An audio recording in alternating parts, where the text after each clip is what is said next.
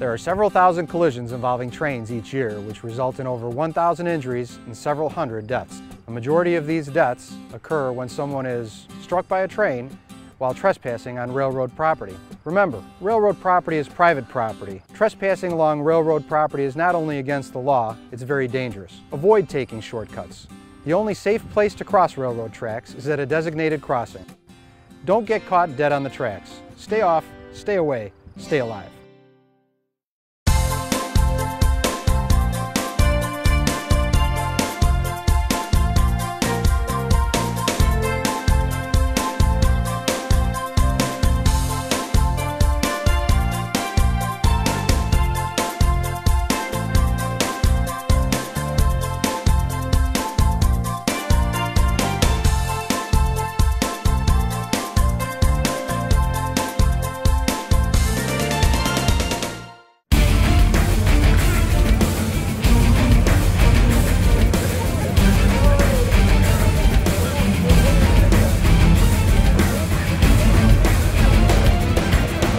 Good afternoon and welcome once again to college football here today at Elmhurst Field at Elmhurst College. I'm Mark Vasco along with Tony Minestra. The season gets open today against Loras College, certainly for the Blue Jays. You'd like to think this year that offense will be a strength, and just about everybody's back from a really good team last year. Well, you got to love the way the Jays line up offensively. 10 starters are back, including 4 along the offensive line, a third-year starter at quarterback, but the engine that gets this thing rolling is Scotty Williams. He turned in an all-time great performance last year. He's fast, he's agile, he runs with power. As Scotty matures, look for him to take the offense to the next level. On the defensive side, not as many returnees, but certainly a couple of really good ones in all conference selections. Absolutely. Well, there's some questions that still need to be answered on defense. Schematically, they moved from a 4-down look to a 3-down look, and both Brandon Jones and Randy Wright will need to be replaced due to loss at graduation.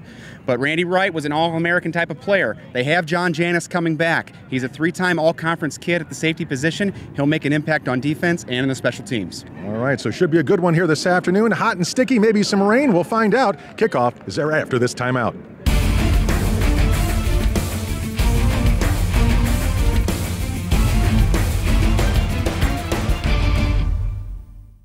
Hi, I'm John Quigley, President and CEO of the Elmhurst Chamber of Commerce and Industry. In these challenging economic times, it's imperative that our residents and businesses band together to not only shop Elmhurst, but buy Elmhurst whenever possible. We have great stores in our city center, Spring Road, Butterfield Road, York and Villette Streets, St. Charles and Route 83, North Avenue and Lake Street, along North York and even Grand Avenue. I ask for your help. Let's keep our tax dollars in Elmhurst.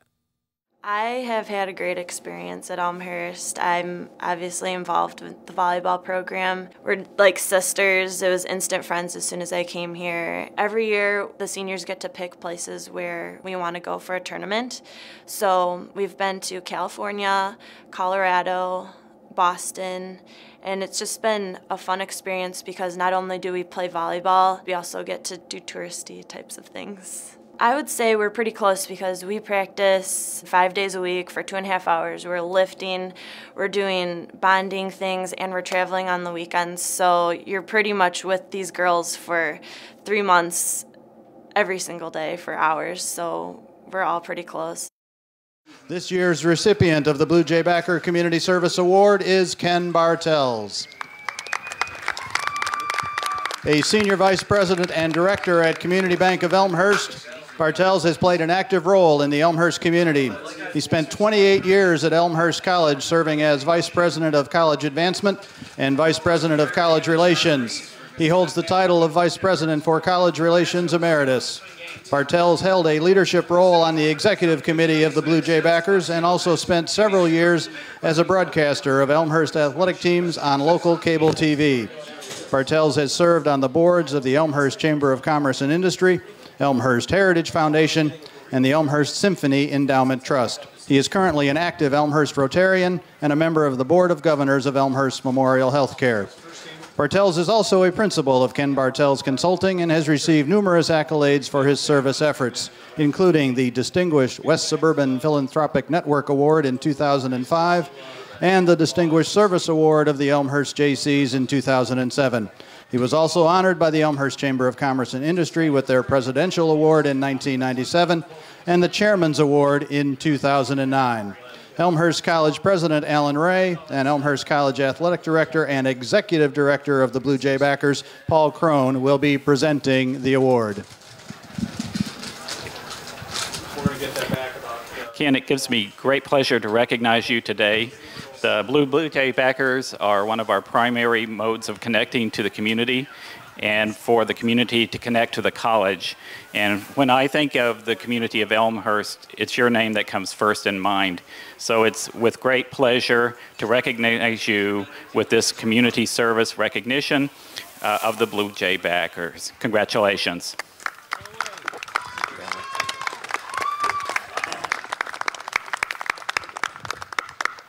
Well, thank you, Alan, and I certainly thank the college and my family for all of their support over the years, the Blue Jay Backer Executive Committee, all my friends in Elmhurst, and I certainly also want to thank the community for giving me all the opportunities that it has to be as involved as I've been able to be. But right now, the most important thing is to play some football and get that first victory for the Blue Jays. Thank you all for being here. Previous recipients of the award that are gathered at midfield are also John Quigley, Abner Gannett, Jeannie Urich, Bill Gooch, Joel Herder, Daryl Whistler, Pete DeCiani, and Paul Myers. Yeah, we can give ourselves a round of applause. Yeah.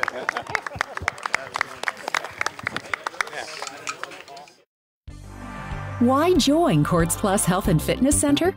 Join Courts Plus for your health. What I like doing here at Courts Plus is the group exercise classes and the variety of classes that you have, from the step to the aerobic and a lot of like Tai Chi type of things. And here at Courts Plus, I like to rock climb because I like challenging myself.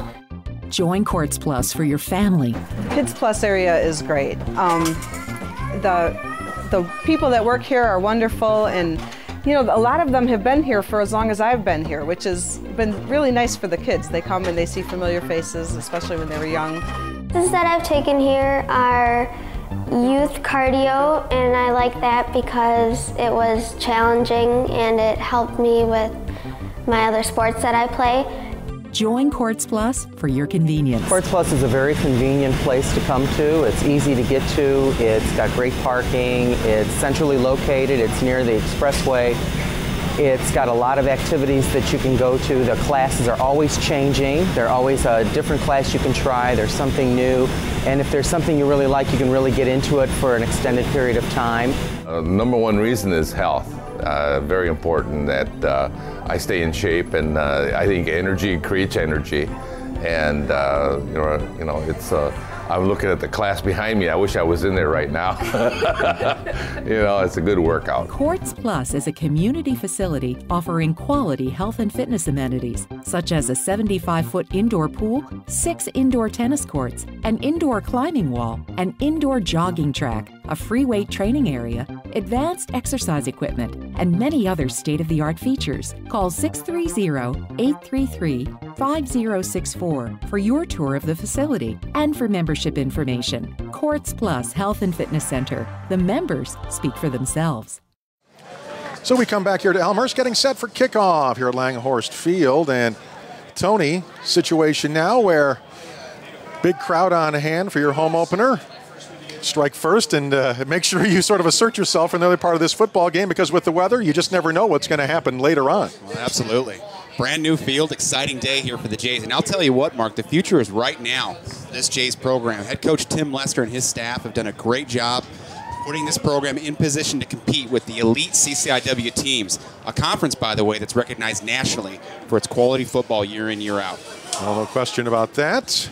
I see not only a new playing surface, new field turf, which looks great, but some new helmets this year too for us. Yeah, it's fun. I mean, look good, feel good, play good, right? That's kind of the motto. And one of the things that Tim's brought to this program is he's changed the culture of Elmhurst College, and he's brought in his brand of football, and he's allowing the kids now to sort of have a little fun with it. But Make no mistake about it, Coach Lester is all business. Tyson. In his 4th year, of course, you've got the first-year head coach, Paul Merkowitz of Loras. So not quite sure what to see from, pretty much a brand new regime now for the Dewhawks. Yep. All right, so back deep for Elmhurst. John Janis, Corey Thon. So we're set to go. Well, we'll get a chance to see the Elmhurst offense here first. As we mentioned in the open, 10 starters return. It should be an electric group. So here comes the opening kick. Tyler Wilker of the Dewhawks. And it will be fielded there at about the 12-yard line. Off the near side. And the pile, nice job to drive through the pile. The ball popped up momentarily out of the hands of Janis, but nice return and first down Blue Jays. Well, Janis is a 4th-year starter, 3-time all-conference kid at the safety position, makes an impact in a lot of different ways. Now, one of the things we need to notice early is we'll go no huddle. It's a new wrinkle for the offense this year, and they'll work exclusively out of the pistol formation.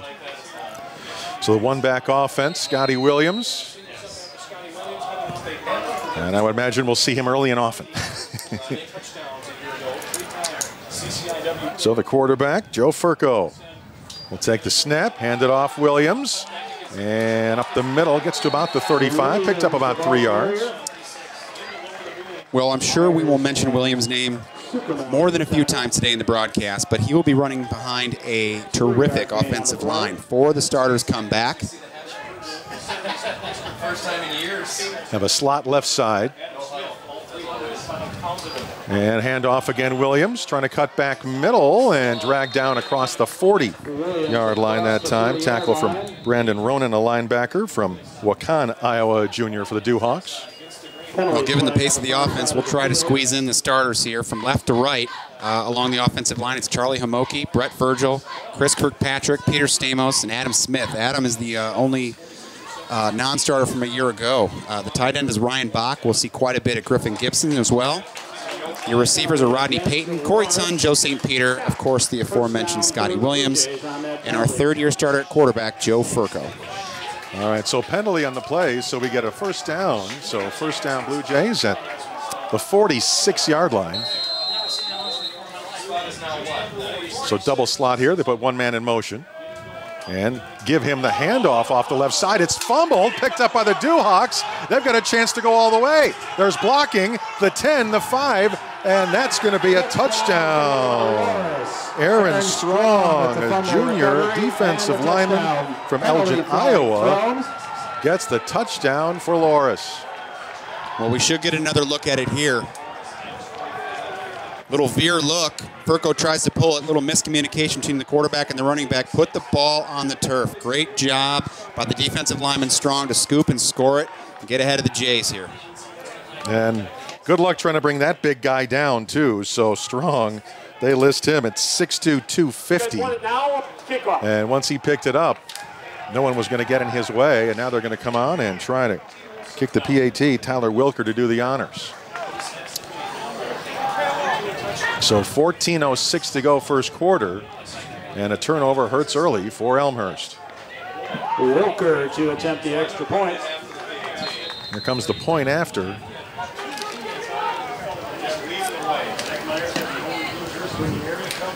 On the way, and it is good. So 7-0. Not exactly how the Blue Jays wanted to get this one started here, Tony. Not how you drew it up, but you know, you talk about a long off season and fall camp. Begins actually in the spring of the previous year, but having spent a couple of weeks now, you run these plays over and over again, and just a little bit sloppy there between Furco and his fullback.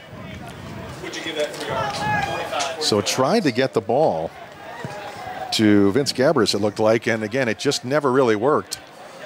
So now the question is, now that you get the ball right back again, you'd like to see if you could.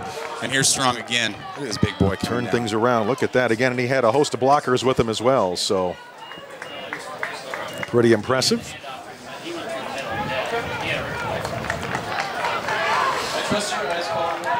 Well, we go back to last year. We go back to 2010 as we traveled out to Iowa to take on the Dewhawks. It was a tight game early. It wasn't until the second half that the Blue Jays actually broke loose and took charge of the game, but a 7-7 game through the first 2 quarters a year ago. Looks like the Dewhawks are on Langhorst Field here looking for another fight. So once again, see what happened on this return. Janice or Thon. Wilker's kick in the air. And a short kick this time. Thon from the 30 comes near side, 45 across midfield. So Blue Jays this time going to get real good field position. Start off in Dewhawks territory. Yeah, Corey Thon, a versatile player for the Jays. You'll see a lot of him in the slot, as we'll see some multiple formations. You get another look at Thon here, and it's John Janis giving him a lead. Right up the right hash, putting a hat on a hat and giving Thon a little bit of room. The Jays will start on the other side of the 50. Rodney Payton, the wide out to the near side. In this shotgun formation. Down with the double slot with Williams behind the QB. Looking to throw. Williams gets it in the flat on the right side, hit immediately, and so that's actually going to lose a yard or two there. To Williams. Well, Stephen Britt, the boundary corner, came up and made a great play on Scotty Williams there. A little flare route, clear it out and give him some space. Credit Britt making a great play. So loss of 2, 2nd and 12. As you say, always from the shotgun. It's going to be the shotgun handoff coming around and go up the middle and pick up some of that yardage back and a few extras there from Griffin Gibson, the tight end. Or they list him as the tight end. Usually going to be slot men more than anything else, really. Zeckler with the tackle. So 3rd down and 8 after that pickup of about 4. Aaron Strong also there for the Dewhawks. Basically 3 receivers left. One to the right is Payton. Furco steps up in the pocket, in trouble, rolls right, dumps it to Williams on the near side, and that's going to be incomplete, I do believe, because he was right there by the near sideline. And it's going to be now a situation where it's 3rd and long. Well, you're in a position on the field, Mark, where you think you have an opportunity. Now, keep in mind also, Furco's pretty adept at the pooch punt. Yeah, he's going to do the little pooch punt indeed to the near corner here. Furco's kick in the air. Oh, outstanding job. And gets it inside the 15-yard line, it looks like. Yep, at about the 12. So nice job there to pin them deep and see if they can turn things around here. Down 7-0 early with 12:54 to go. First quarter here with Loras out in front. Well, one of the things to take a look at on defense for the Jays is the scheme has changed. Traditionally a 4-down team the last 3 years under head defensive coordinator Joe Adam. They'll switch to a 3-3-5 look, giving a little bit more flexibility in their blitz scheme and in their coverage game. So they'll come out under center. Von Gessing, their quarterback. They've got an I formation behind him. Call it out. Hand it off, last man through, and not much there at all. Nice job to shut that down. Their tailback is Devin Cass. He's a junior, and not much there at all. Get another look at it here. 2 tight ends, I formation, coming at you with it. Great fill by the backers. Boy, that was a tremendous job to fill the hole there. The fullback, you could see Cal Berquist go nowhere. He tried to create a hole, and there wasn't any hole there. It was completely plugged up. So good job there to make it now 2nd down and 10. Again, I formation.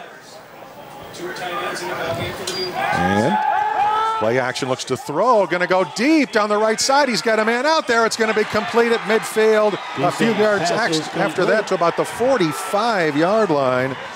Gavin Kaiser is a senior from East Dubuque, Iowa, and East Dubuque, Illinois, I should say, and that's a huge connection for a big first down. Little play action look here, and it's not that complex. Tight end down the seam and a go route by the ex-receiver. Evangelista just got flat beat. Well, and he got open pretty easily there. He actually slowed down to catch it and was still open. So they get the big first down. Yep. Well, the counterattack here for the Dewhawks against the 3-3-5 look is to come out with a little power look. Full fullback, a couple of tight ends, and pound it at them. Both ends are tight now. I set backfield. Looking over the defense. Gives it to the last man through, and maybe 2 yards or so is all for that one. So a short game there for Loras. Coming out of the pile there was Javon Imable. He's a sophomore from Waterloo, Iowa. Try to give you the starters here, and keep in mind there's going to be a rotation up front, but starting for the Jays will be Justin Phipps, Pete Alfano, and Dan Vicari along the front three. Ryan McGuire, Ben Dudley, and Wayne Tuxon will all see time at linebacker along with Charlie Roberts and George DiMaria. Shotgun formation, second down. 8 yards to go, looking. They go for all of it again. They've got a man down there again for the first down, maybe the touchdown in the right corner of the end zone. Yes, indeed. That's the same receiver, Kaiser, as the last time. Another huge gain, and it's a touchdown.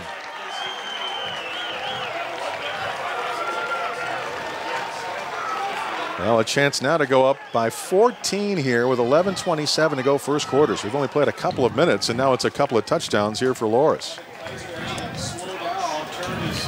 Wilker coming on for the point after again.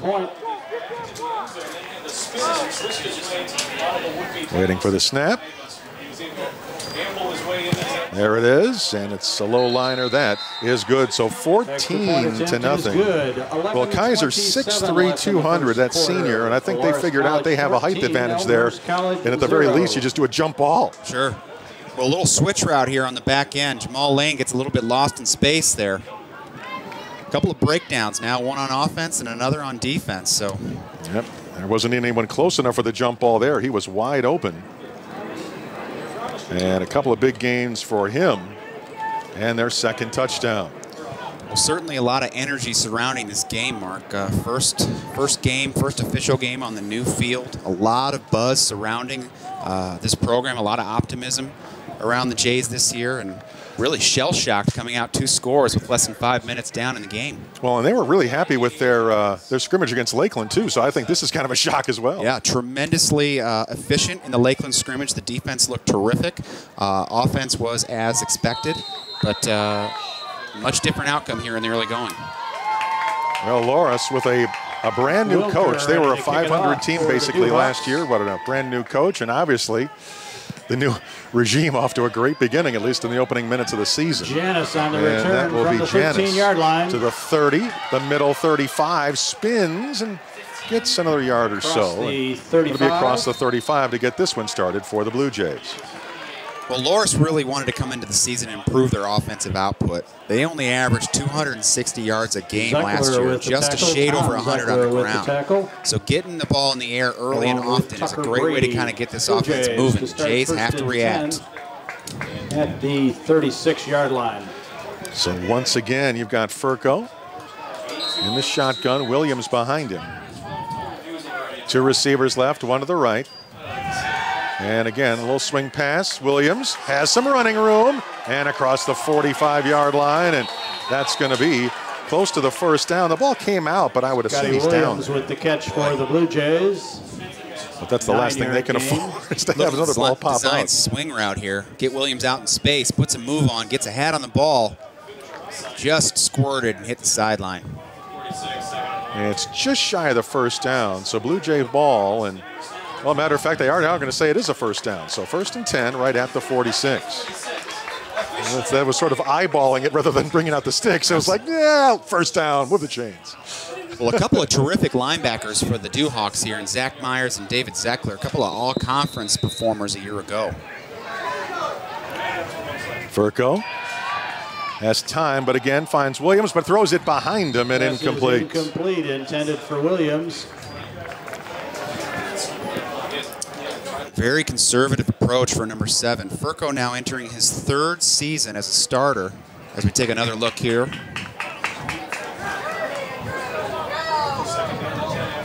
And 2nd down and 10 from the 46. Now they're going to hand it off, go off the left side, and again, just a couple of yards there. Not much for Andrew Tuback, the running back, sophomore from Lake Villa. Well, they would love for Tuback to get going here. Last year, Scotty Williams put together one of the all-time great single-season performances in Elmhurst College history, but he did carry the ball 218 times. And if Tuback can get going, that can give Williams a little bit of a breather. 3rd down and about 8. Furco. Throw over the middle. He's got his man. That should be a first down at the 40-yard line. Into Loras territory. Nice grab in traffic by Rodney Payton. First down yardage for the Blue Jays. Good look at Rodney there. Great set by Furco, terrific protection by the offensive line, and Peyton was the leading receiver a year ago, 46 grabs for 649 yards, and where he really makes a difference is in the red zone. He can go up and get it. They give him forward progress to the 38. Handoff Williams up the middle, slashing through. Best run of the day for him so far. Picked up about 8 yards. Ronan with Well, Williams is going to get his yards. There's no doubt about it. Last year against Augustana, one of the better defenses in the conference, he got his yards. But it's if Furco and the rest of the offense can make up the rest of it, find some balance. Fakes the handoff, has time, looks to throw, now rolls right. Finds a man underneath, that's Peyton, complete inside the 20, gets down to about the 17 or 18-yard line for a first down. Heads up play by the junior signal caller. Offensive line gave him some time. Another first down for the Blue Jays. Yeah, that was definitely a veteran quarterback play there. Nice job not to panic. Rolls, finds the open man, it gets him, and gets the yardage. Hand off Williams, left side, and tried to jump through that little mini hole there. The ball carrier. Gets a yard or two. Well, the staple of this offense is the zone running game. They'll run a little bit of veer and some power to mix it up, a little bit of speed option. But the zone running game is where the bread is buttered for the Jays. We're going to say gain of 3, so 2nd and 7. Again, he got about an extra yard after to squeeze through. And now they'll fake, roll. Furco looks like he'll take it himself, try to go for the flag there, and maybe got the first down, very close to the chain there on the opposite side of the field. Take another look here, working off that zone look. Furco's eyes downfield, great shoulder fake. Now they're going to say shy of the first. So going to be 3rd down and actually about a long 2 maybe. So right about the 10-yard line. Hand off to Williams right up the middle and slices forward. And that should be enough for the first down. First down, Elmhurst. Yep, indeed. 1st and goal at about the 6. And that's a new wrinkle to the offense this year. A little bit more of a power game as we see Williams follow Gabris coming through. Now that turns into a traditional I formation type of play. Rather than go straight to the zone every time, they now have some options in the running game. So 1st and goal. And hand off Williams. He's got some room. Slices back inside the 3, maybe to about the 2 there. Williams, the ball carrier, inside the 5. So just grinding it out, which is not a bad idea, just to sort of reestablish yourself after a shaky start. Well, Williams is knocking on the door of some records. He's already scored 18 touchdowns in his career, which he is only in his 3rd season here at EC. Williams again, and close to the goal line, no signal. And he's not in. It's going to be just inside the 1. Well, Mark, one of the huge advantages to running no huddle is not allowing the defense time to substitute. Their base defense is out there at this point, so no goal line reaction for the Dewhawks. So 3rd and goal from basically the 1. Williams, did he get in? No. Matter of fact, goes back. Williams, the ball carrier. He went backwards to about the 2. So now 4th and goal from the 2. Zeckler with the tackle. Well, and plus there's going to be a flag on the play. Oh, nope. All right. They're just saying to keep the clock moving. They're going to go for it. 4th and goal from about the 2.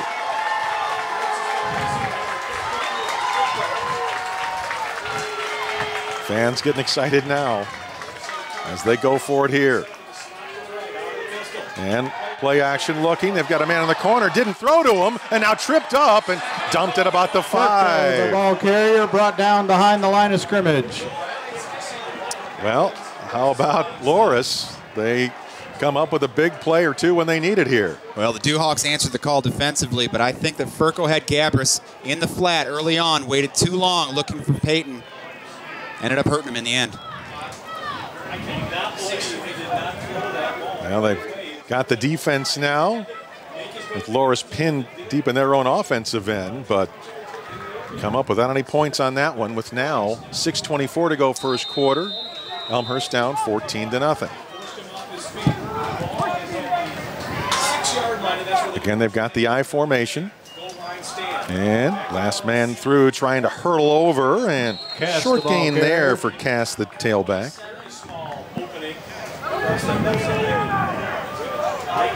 Bakari with the tackle, along with Alfano. So second down and long.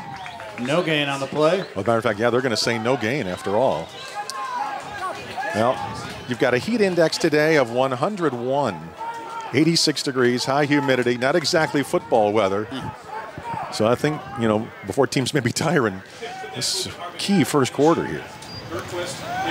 Play action looking to throw. They go deep again, and another long completion. Boy, have a day already. Gavin Kaiser, his third long catch of the day. Well, Kaiser flat went up over Evangelista on that one. Pretty good play fake. Bought some time. Good coverage by Evangelista on that one, but Kaiser just went up over top of him. Yep, had some blue jerseys there. He just outfought him for the football and using that 6'3" frame to his advantage, and they get a first down at the 38. Well, right now, the Duhawks formation-wise are setting it up with the two tight end sets in the I formation that they're getting a lot of one-on-one coverage with the corners. Pretty good matchup for them right now. So the quarterback, Vaughn Gessing, having a good day. Here in the early going. And looks to throw here. Steps up in the pocket. Will take it himself. He's got some running room and dragged down just shy of the first down. The ball that's a big play by Janis there to haul him down. Now they're going to give him the first regardless. First down for the Duhawks. Been a whole lot Duhawks. more if Janis doesn't get him. Well, you see guys scramble here. Janis, great play. But Coach Adam right now, the defensive coordinator, has got to be frustrated. Defense is scrambling around a little bit. They got to find a way to slow down the Duhawks. So first down at their own 48. Slot left. Now goes in motion right. And they look right. Throw underneath. It's going to be complete. Pass Short is yardage. complete. Just picked up Far a side to couple Ewan. there to Bryce Ewan. He's a wide out, a sophomore from Bettendorf, Iowa. So second down and 7. Now they're into Blue Jay territory, though, at the 49. Get a look at the sprint out here, and Ryan Johnson, they really like him. He's a junior out of Sandburg, out of the southwest suburbs. It's kind of a hybrid player. They'll use him a little bit at linebacker, kind of a walk-down safety. Perfect fit in this 3-3-5 look. Second down, let's call it 8. Again, backs in the eye. And a man in motion. Last man through, hit in the backfield, and hit again, and the ball pops out, but Loras will fall on it. It's going to be a loss, but almost a turnover there. Covered by Loras. We'll see if we get another look at it here. It looked like it was Pete Alfano that disrupted the play. Here he is, the nose. Takes a shoulder, makes a play. Wayne Tuxon in there to wipe it up. But nice job to wrap up there defensively. And again, that was Wayne Tuxon, the linebacker, in there first as well. And Wayne is the only returner from the linebacking core from a year ago. We mentioned in the open having to replace Brandon Jones and Randy Wright. But Wayne's a steady player. Third down and 17 now from about their own 42. Looking to throw. Nope, now going to have a little draw play up the middle, and that didn't work at all. Cass, so the ball great job to carrier. defend that one as Cass had Alfano nowhere to go. with the tackle. Fourth Janis in down there. facing the Duhawks. Get another look here as a little sprint draw action on 3rd and long. But still a victory for the Hawks as they turn away the Jays inside the 5. Turnover field position here. Janis and Nunley Alfano in win to on kick that it away stop for Loras. to force the punt. Janis back goes deep back for to the Blue receive Jays. at about his own 15. Punt from about the 30. And it's a low short one. And it will hit and bounce and be picked up shy of the 30. Janis now trying to get some more out of it, coming near side to about the 38-yard line. Janis on the return. So nice Brought job down by on the Cannavello. return. And now we'll see if the Jays can Blue Jays not to only start first grind it and out and gain 10. some yardage, but get some points this time At around. their 39-yard line. Well, here's a look at Janis, and he's the type of guy you want to coach. Number 1 is fearless. You see him field the ball on the bounce. Terrific on defense, but a heck of a player in the special teams as well. All right, from the shotgun. Throws underneath as his man going to be complete. Good job to elude the first tackle, get a couple of extra yards there, Vince Gabris. Well, if Furco is patient, and I think that he is now in his third year as he's matured quite a bit, you'll find that the Dewhawks coverage is really sinking back, trying to protect against Peyton and St. Peter and Babels and Ton, breaking off the top of the coverage. He'll be able to find his underneath routes. 2nd and 3, they go right side and get the first down, and a couple extra across midfield to about the 47. So Tubeck, nice carry. First down for the Blue Jays.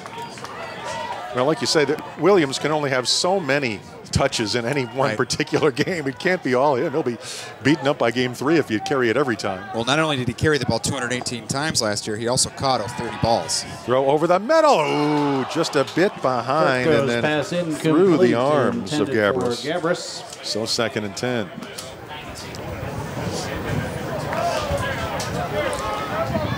So had him there, but could not connect.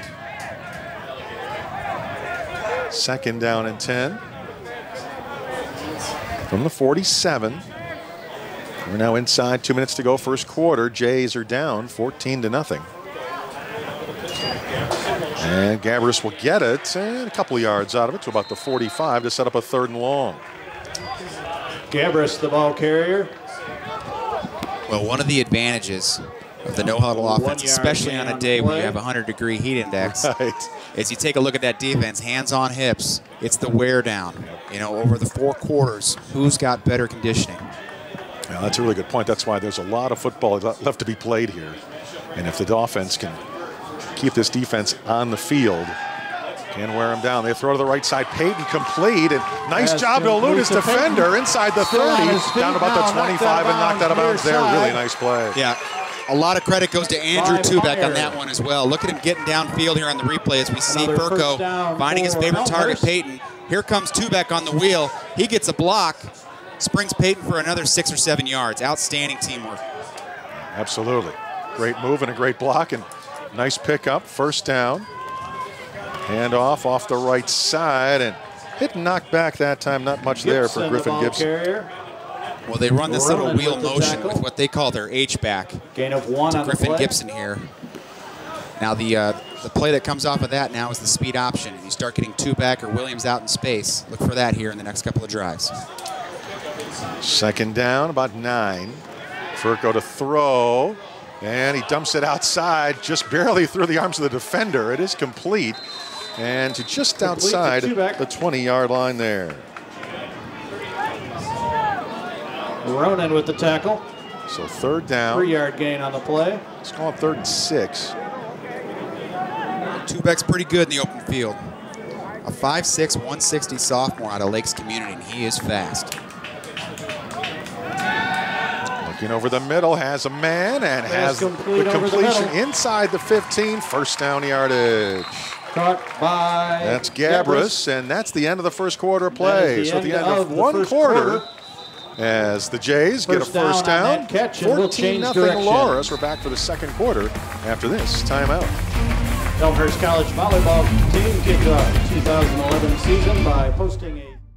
It's tough trying to balance homework and practice, but I feel like our coaches stress academics to a point where you have to succeed. I'm actually a hometown kid. I grew up in Elmhurst. When the football team approached me, it was kind of like a lock, you know? I get to go to school in my hometown, play football. When you get to play something that you love, along with getting that education, it's priceless. Coming here, I was just surprised at how close everybody is on campus. I know pretty much everybody in terms of athletics on the campus. You will not want to leave this place come senior year. I'm gonna live up this last year that I got for everything that's worth.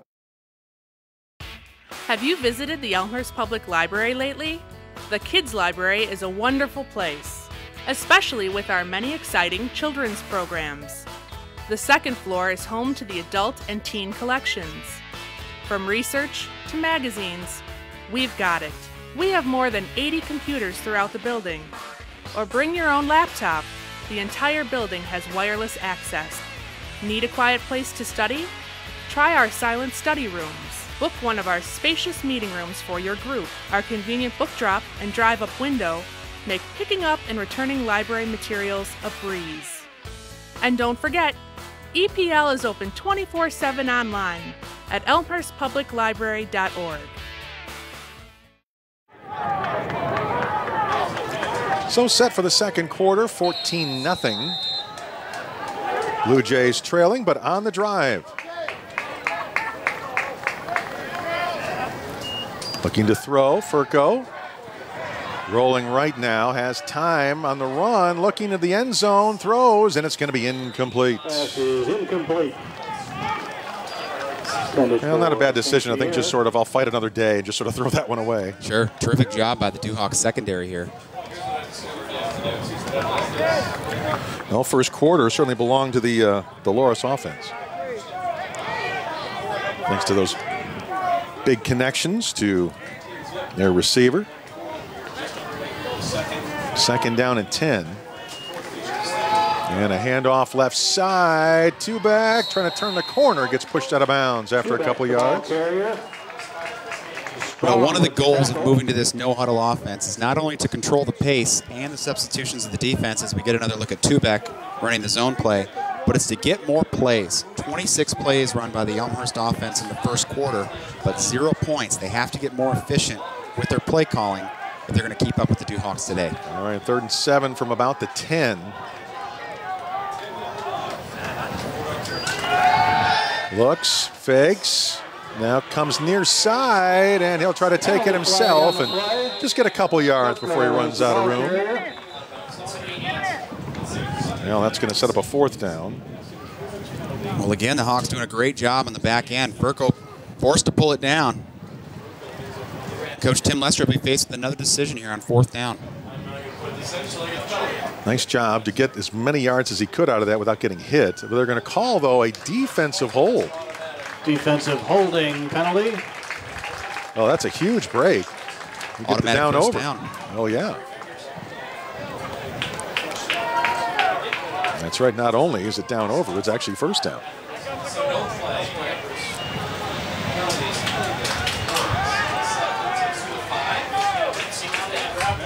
Well, now they are saying it's no play, and it's going to say 3rd down. So it's going to be 3rd down from the 5, basically.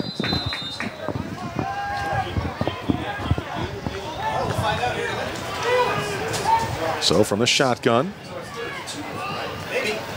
Handoff up the middle, 2 back. We'll get down to about the 3. That should be the first down. So they should have a 1st and goal at about the 3.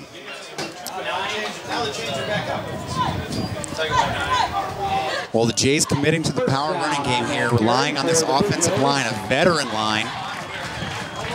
4 of the 5 together for all 10 games last year. So indeed, 1st and goal from the 3. Handoff 2 back, and looks like he's in. Yep, it is. Touchdown, Blue Jays.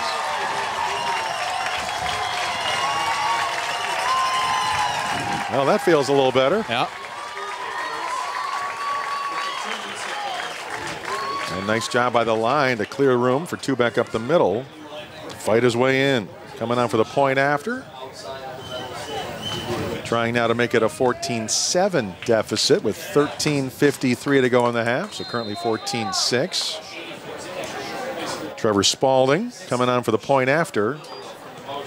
And looks perfect. And it is. So 14-7 indeed. Down within the touchdown now. Loras College 14, Elmhurst College. Now see about the kick team as we watch the touchdown again. Just good old-fashioned football. Nice job to fight on through there and get the 6. Well, first quarter, Loras 122 yards in the air to Elmhurst 73. Total offense was 125 to 111. But the bigger key there is just that one turnover. Yep. And that turned into 7 points, just that one play. Time of possession was all Blue Jays, but 9.5 minutes to 5.5 to Loras. Like you say, that could end up paying off down the stretch on a hot, humid day.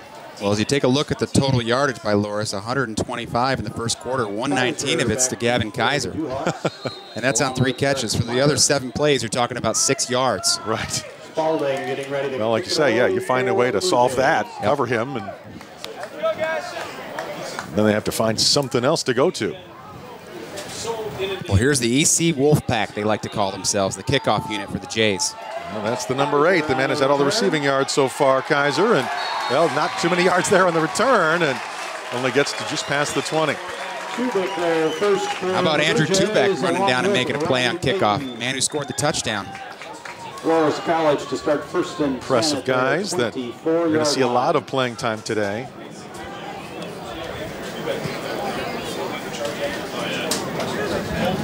So the defense now, I'd like to think their goal, obviously not just a 3 and out, they'd like to get that turnover back too. Yep.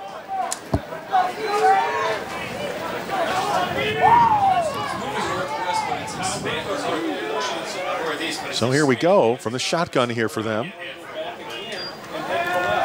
Looking to throw on the run, and I think it's trapped. Are they going to give it to him? Let's see. Now, the Blue Jays are signaling a trap there. That's Nate Evan, the wide receiver. Boy, and they can't believe it. They're saying, hey, it skipped into him. We're going to look at it here. We have the benefit of replay. And he slid. Tough angle there, but... Well, you see those rubber pellets pop up there. Yeah, I kind of thought it skipped in, but they're going to give it to him and make it a 2nd down and 3 across the 35, or excuse me, across the 30. So just shy of the 31. Well, either way defensively, you got to buck down here and turn away the Dewhawks. Guessing the quarterback. Hands it off. And again, hit in the backfield there and driven backwards. Cass, tailback, had nowhere to go. It was Charlie Roberts that came knifing through there, number 55. He had a heck of a scrimmage, and that earned him some playing time here. He's a 5'10", 200-pound sophomore out of Walker, Michigan. As you see him disrupt the play here. And they love their young linebackers. Nice job to push that pile back, too. 3rd down and about 5. As you get a coach at look at Coach Tim Lester there, in his 4th year at the helm here at the college. Really his 3rd recruiting class now are the juniors, the Furcos and Scotty Williams and Jamal Lane.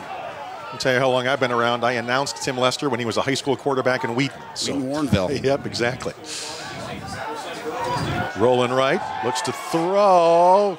He's got his man complete, 40-yard line, 45, about the 47. They have to figure out a way to cover Gavin Kaiser. Yeah. Little soft on the coverage there, and all of the pass games so far have been play action and rollout, really respecting the Blue Jays pass rush, as it's just a curl route right in front of Evangelista, and he's been struggling. First down for So first down at their own 47. Again, 14-7, Loras leads with just inside 12 minutes to go in the half.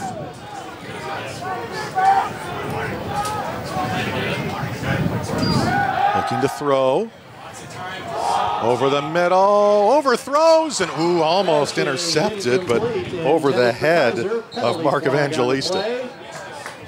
Holding penalty against Loras. And they're going to call penalty against the Dewhawks as well. Well, here you get to take a look at it. They go 4 verticals and challenge Evangelista again, but as a corner, you have got to have a short memory. And anytime you're inside and on top, you're in good position in the defensive backfield. So that throw over everything. But they move backwards anyway on the penalty. Back to the 37. They're going to need to get to the Elmhurst 43 for a first down. So I got a feeling at some point they're going to throw to number 8 again.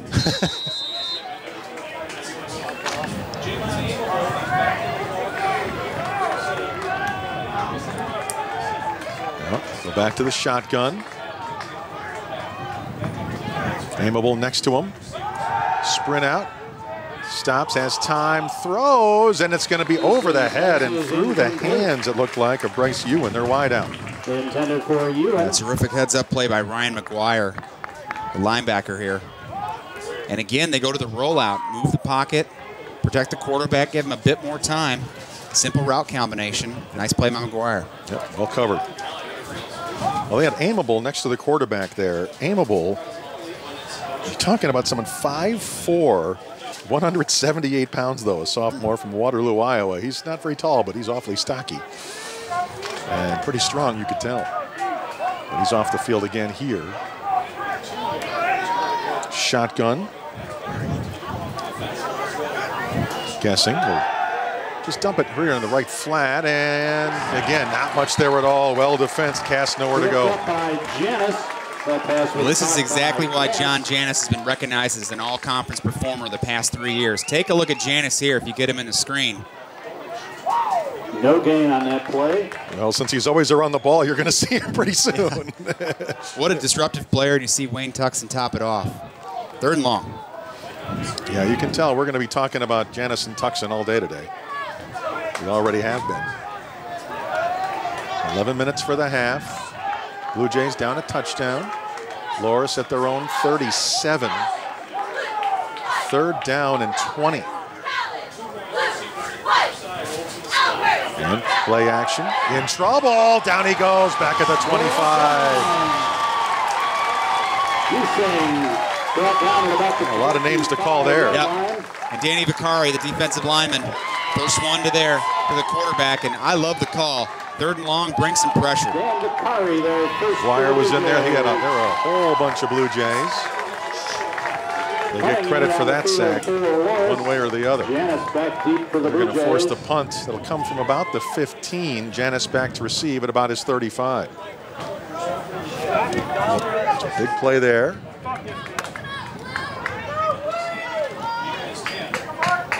And the punt, Janis at the 35 here, near side 40, 45. Tries to cut back middle and dumped it about the 47.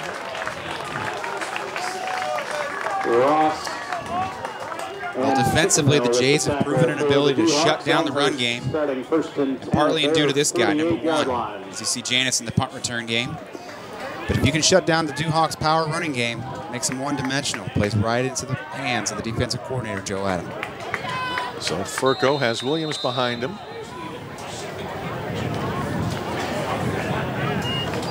They give it to Williams, who gives it right back to Furco, who goes deep. They've got a man wide open to the 10, the 5, touchdown. Pretty play to St. Peter.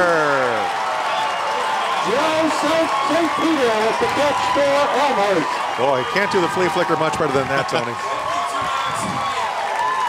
Well, when you got a guy in the backfield with 1,200 yards and 14 touchdowns a year ago, a lot of possibilities open up for you. Great play, great call by Coach Lester. Wow. That was just how you draw it up. And Furco put it right on St. Peter. St. Peter put a move, got behind the safety. Great play. Coming on for the point after, Spalding. See if they can tie it up. And they do. 14-14. 9:51 to go in the half. So Blue Jays fight back to tie it up. How quickly the tide can turn, Mark. Down 14-0 very, very early in the game. As we get another look at it here, Williams back to Furco. DBs are flat-footed, and St. Peter takes him to the house. Great call, too, because you know they're going to watch number 20 and cheat up, try to help out and run defense, so nobody home deep defensively. And St. Peter wide open. Nice throw, too. You really didn't have to slow down all that much either, did St. Peter. We've seen Andrew Tuback and now Joe St. Peter put the ball in the end zone. This goes to show you the depth and skill players that the Jays have. Of course, you know Williams and Peyton and Ryan Bach when he's in the lineup, but Joe St. Peter and Tuback and Griffin Gibson and Bobby Vavlis and all these guys can contribute. So kickoff will come. Now that we're back and tied. And I keep looking at the radar, and it doesn't look good, but so far so good as far as our weather goes. Let's hope we continue to dodge the bullet here. Yep. There's a chance that rain would go north of us. So here comes the kick. High, short one. Middle of the field at about the 15. And about the 30, and dumped at about the 35-yard line or so. This show at the tackle for the Blue Jays. Loras to start 1st and 10. We'll get another take a look at it here. EC Wolfpack, as they like to call themselves. Be interested to see how Loras approaches this drive here. Besides the 10-yard scramble by Giesing, the quarterback, they have not mustered much of a ground game. Will they have the patience to go back to it? So Ethan Moses on that return, and now we'll see what the Duhawks do here. And they're going to come out shotgun again.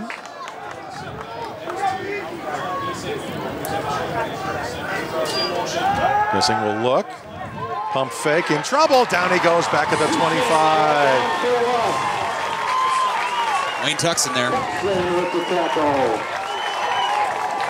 Wayne Tuxen from Louisville, Kentucky, has just been everywhere today, and great job there to wrap him up and make sure he wouldn't get away. Yep. First down, they sprint away to the open side of the field, and Tuxen's left on the back end, so he knifes the gap, makes a play, and Tuxen is one heck of a football player. Steady Eddie there on the defensive side of the ball. Second down, 18 yards to go now. I formation.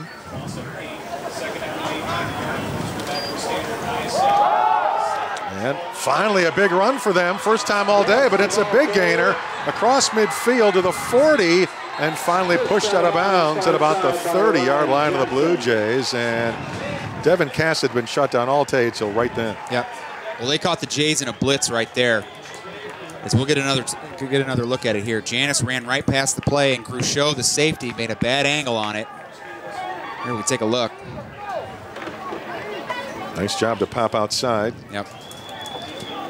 Keep his balance, and finally pushed out of bounds there. Ryan Johnson did the honors there to save a touchdown, but long gainer and a first down inside the 30. I formation. Ewan comes in motion near side. Last man through the handoff, aimable, and tries to fight his way through. Gets a couple yards left side. Aimable, the ball carrier. Janis with the tackle. Well, one of the most difficult things from an offensive perspective when you're playing against a three-down look is you're not sure where the pressure's coming from, and you have safeties at the second level coming down in secondary run support. That time the safety came down and made a play on it.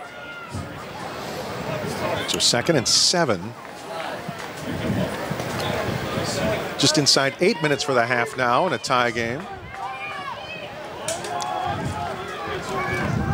Backs in the eye. Hand off, last man through. Trying to bounce outside. Cass, good job to fight for some yards up the middle to almost the 20. He met Wayne Tuxen there in the B gap. As we take another look at it, little inside zone play. Cass just able to move the pile and get some positive yardage, keep the Duhawks rolling. Big third down. Nice run. 3rd and short. It's called 3rd and 2 from the 21. Full house backfield this time, and timeout called. Timeout on the field. Well, timeout called by the offense here. So clock stopped now at 7:10 for the half in a 14-14 tie. Well, we talked about, the new turf here, Tony. We've got new lights. We actually have a first night game coming up. That's right. Next week, inaugural night game, and we got to take a look at the field under the lights against the Lakeland team that came in for the scrimmage a week ago, and it's one heck of a deal here. It should be fun. So that'll be fun. Next home game for the first one under the lights. The Elmhurst women's soccer team. A few road night games as well for the Jays this year. The week after that, they'll be down in Hyde Park in Chicago and taking on the University of Chicago. Traditional non-conference opponent. There's the old Langhorse Bell. New field, but that bell is it's not going anywhere. Well, Elmhurst picked to finish 4th in the CCIW preseason poll. North Central picked to win it again. Whedon picked for 2nd. Wesleyan 3rd, and then the Jays 4th, but that doesn't necessarily mean much. Yeah. Well, if you look up and down the conference standings, really the only team that they've had trouble with the last couple of years is North Central consistently, and they are the class of the conference. So 3rd and 2. They're going to run an option. keep it himself, and he gets hit to the ground, and the ball pops out, and let's say, are they going to call it a fumble? Well, they're going to say that Loras keeps it. Goodness gracious, he took a pop there. Well, he called his own number, did the quarterback, Vaughn Gessing, and he paid for it there. Well, the Hawks fortunate that a white jersey comes up with the ball here as we see Geising. And it was Tuxen again who put the smack on him. And the ball did come out. A little bit of a scrum down there, and the Hawks will retain possession. Boy, Tuxen has just been everywhere so far. The 16-yard line now.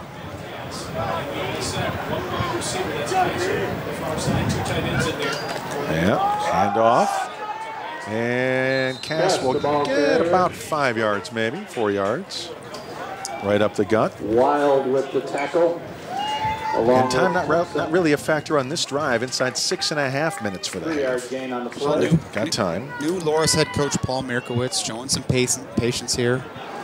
Has some confidence in his running game as an offensive line to kind of grind out the Jays here a little bit.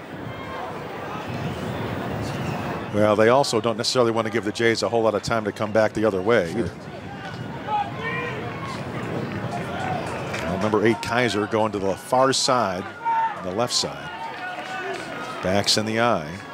Second down, about 6. They're going to hand it off. Cass trying to go left side and squeaks through and gets into the end zone for the touchdown. Good slashing run there by Cass. Cass was the ball carrier. Well, the Hawks found a little soft spot off the left edge there.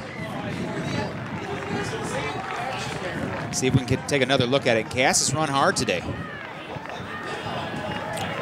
Gets the congratulations from the sideline.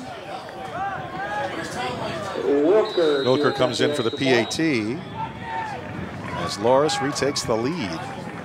Well, no gimmies on that drive. They marched right down the field on the Jays. Took it to good. Yep.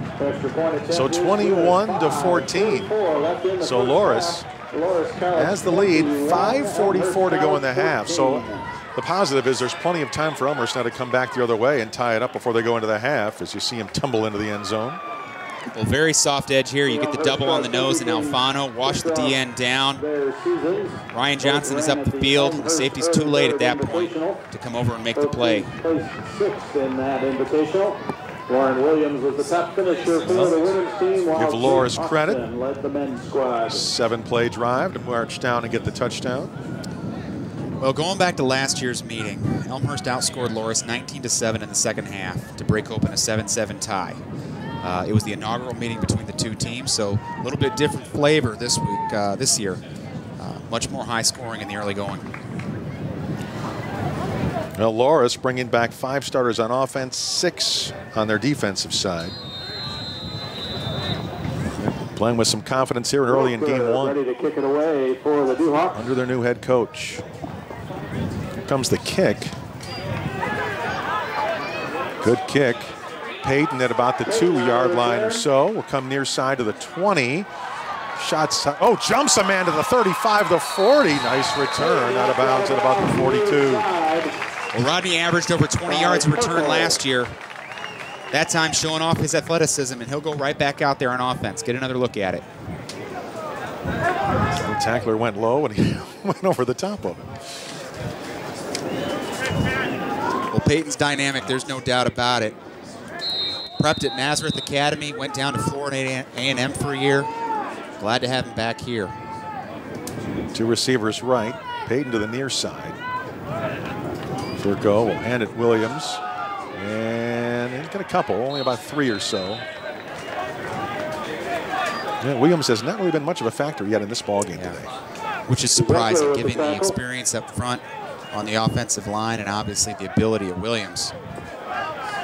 But you just have to believe that he'll get his yardage. He'll eventually crack one loose here.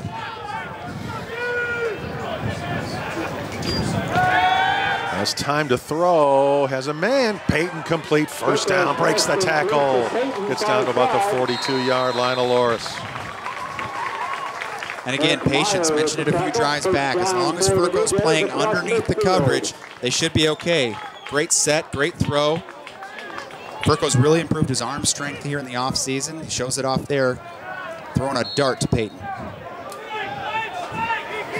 So first down at the 41. Inside 5 minutes for the half now. Williams gets the carry.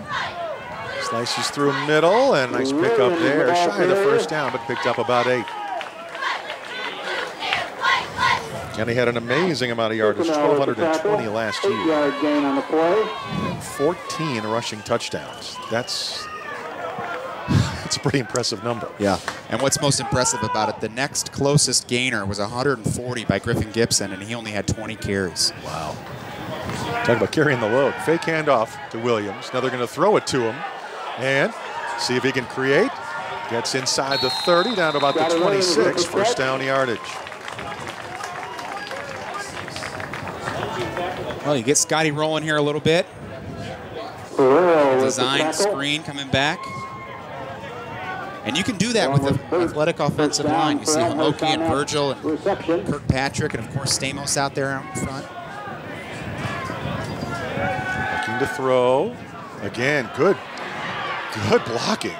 And finally goes to the far side, going to be complete, and that should be a first down by about the 15-yard line. Make it by a yard. Well, I got a chance to talk to offensive line coach Ron Tyner before the game, and he said this is the most athletic, most talented group of offensive linemen we've ever had in the program, and they're showing it here today. They created a lot of time there. And St. Peter, the nice catch. The first down. Now timeout called. 3:52 to go in the half. 21-14. Is the Elmhurst deficit at this point, but knocking on the door here. Of course, we're talking about Williams. He's only a junior, and he's already 5th in school history in rushing touchdowns with 18. When you enter your junior year, 5th in rushing touchdowns, you kind of figure you're going to have it if you stay healthy by the time you get out of here. Well, and to be fair to Scotty, with a good day today, he could slide into 4th. He's already passed Derek Walker into 6th place. He would pass Chris Welter today into 5th place. So he's already eyeing the all-time record here, maybe within this season. And volunteers also be impressive to say the least. Again, this is the first of 6 home games this season. Again, they host Olivet College next week in their first ever night game, as we said. And they wrap up the non-conference portion, traveling to the University of Chicago September 17. And they're going to have 4 home conference games this year. North Park, Wesleyan, Milliken, and Carthage all come here this year. And it's been, September's been a good month. You mentioned the non-conference. The Blue Jays have not dropped a non-conference game since 2002. That was the University of Chicago. That's amazing. That's just an amazing stat to just never lose in September. So if we can keep that going here today. On first down, the throw wide open on the far side, complete. Should be a first down. Nice job there by Gabris. Burt with the tackle. Yeah. Gabris with the catch. Well, they're going to say just short of the first, I guess, by maybe 8 inches. 9-yard gain on the play. Keeps the clock moving, about 3.5 minutes to go. But the ball, most importantly, is on the 6. Handoff, coming near side, Williams, knocked down at about the 3. There's a late flag thrown at the pile. On the play. Williams across the 5. We'll see what that's all about. Well, they list Williams at 5'7", 170 pounds, but he runs with some power, very low to the ground. Well, we've already seen. Face mask penalty against Loras. The tackle. So first and goal basically at the 1. But yeah, they don't shy away from putting him right up the middle either. It's not like, well, let's just use him in the flat. Well, he's got tremendous lower body strength, great balance, terrific nose for the football. Just an all-around great player.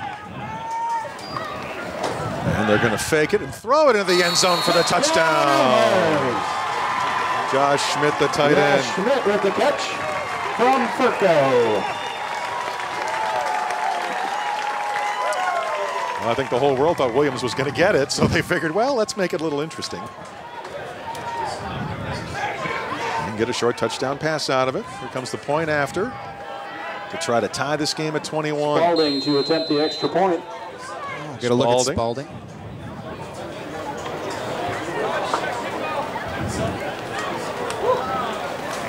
And that one is no good. Wide to the right. No, so it's a 1-point game, down 21-20 with 3:10 to go here in the half.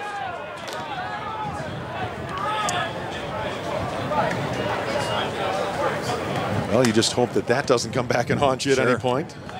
Well, the way the game's been going, you have to assume that we're not done scoring on either side yet here. There's the touchdown again, and nice job to hit him right in stride, and Schmidt gets the touchdown. Now with the tempo that the Jays offense uses here, a 3-and-out still leaves you plenty of time to turn it around and take a shot here. We'll see if they can shut down the Dewhawks 3-and-out. Of any age, youth to adults are. So now Loras will get the ball back with 3:10 to work with before halftime. Plenty of time to operate Loras. Activity.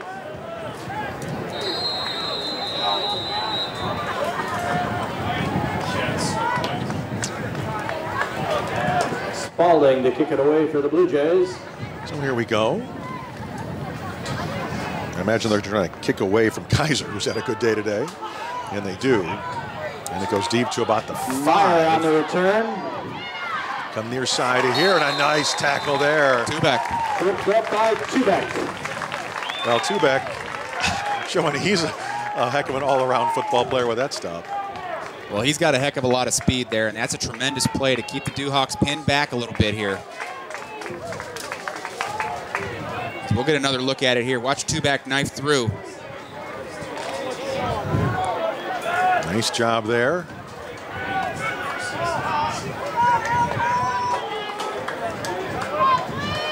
So they'll come out of the huddle here. Cass is the tailback again. This time guessing under center. And off up the middle, and Cass just a couple yards. Trips there first. At this point, they just might be happy to grind it out. Use up all the time if they can, not give it back to the Jays and go to the locker room with their 1-point lead. Well, the pace of the next 240 is going to be based on the next play here. If the Dewhawks struggle to gain yardage, you got to think that the defense will call a timeout and try to get the football back.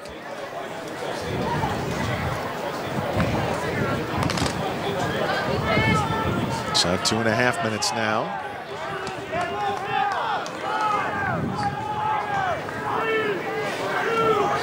Put the man in motion. Pitch it out. Far side for Cass. Hurdles one man, but doesn't get very far. Just another yard or two to set up 3rd down. Maybe about 6 yards to go. As we approach 2 minutes to go in the half. And Tuxson with the tackle. See a little toss play, stretch the defense a bit here. One of the strengths of the 3-3-5 is you're getting your athletes on the field. There's a lot of speed running around out there. It makes you versatile. Huge play here on 3rd down as we tick under 2 minutes.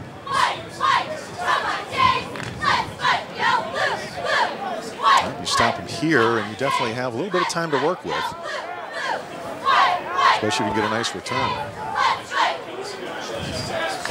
have to stop him first. It's the handoff, and Cass will be dragged down very close to the 1st down, but I think he's shy. Let's see. Well, he extended the football there at the end of the play. I'll be interested to see if his knee was down early. The line judge looks like he's giving it to him. Yeah, they're going to give him the 1st down. For Loras. Well, ball at the 34, so that means they can indeed now grind it out. Tough to tell on that replay, but might have been a generous spot regardless. I wonder if they take one crack deep at this, maybe. You've got Kaiser to the near side here. Going to hand it off Cass instead, who's hit immediately and goes down for a loss. Behind the line of scrimmage. Well, both teams seem pretty pretty well set in terms of timeouts. Neither side willing to show their hand here and let the half tick down. Vicari at the bottom of the pile. Dan Vicari, nice stop, and then Matt Street came in and tried to take it away. He was still working and working, trying to pull that ball out of there. Well, you can guarantee the blue shirts are frustrated defensively. They've given up some big plays. No doubt they have plans to get into halftime and get things fixed. Well, if this is a run, this is the last play of the half. And it will be a handoff to Cass, who actually breaks on through for a nice run to about midfield. Just across and midfield. with just inside 10 seconds, now that he got close, they aren't going to call timeout, I think. Yeah, to maybe set up, maybe a Hail Mary type of situation now. And this is just an inside zone.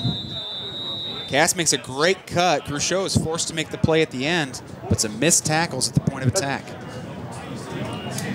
So it did call the timeout. It's 9.1 seconds on the clock. So going to give him one play, maybe to throw it deep, and you hope for the catch or the interference penalty maybe.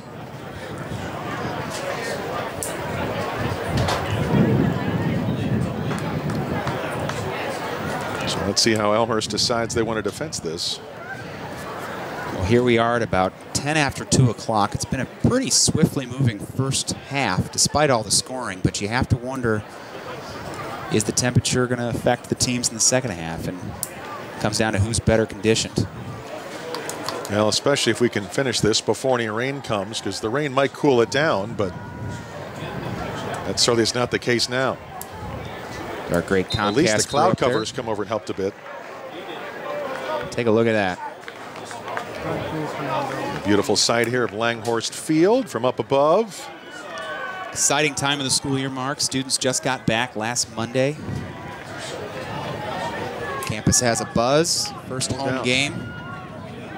There's a lot of tailgating going on across the street, I'll tell you that. Yep. People having fun here. Here we go. Last play of the half, more than likely. Guessing.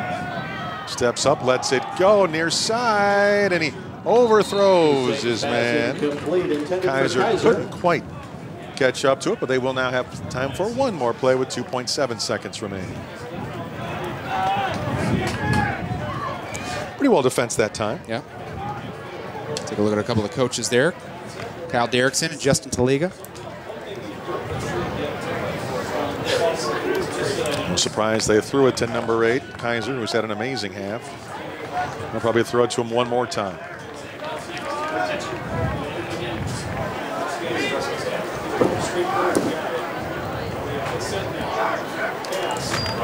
Yeah, now they just hand it off, and Cass will get a couple yards, and that'll be that. So at the end of one half of play, our score is Loras 21 and Elmhurst 20. And considering that, it was not a good start for the Blue Jays, can't be too terribly disappointed you're down by just one here at the half. Well, not where you want to be, obviously, but they did fight back. You're right. They'll have to get into halftime, and Coach Lester and the rest of the coaching staff will have to get things right and come out. Certainly, there's a whole half of football yet to go here. It'll be interesting to see how people come out in the second half. So one half of play in the books. One more half still to come here today. As you watch the teams come off the fields. And looking at the bell there as we speak. So again, 21-20. We'll come back and start our second half after we take this timeout.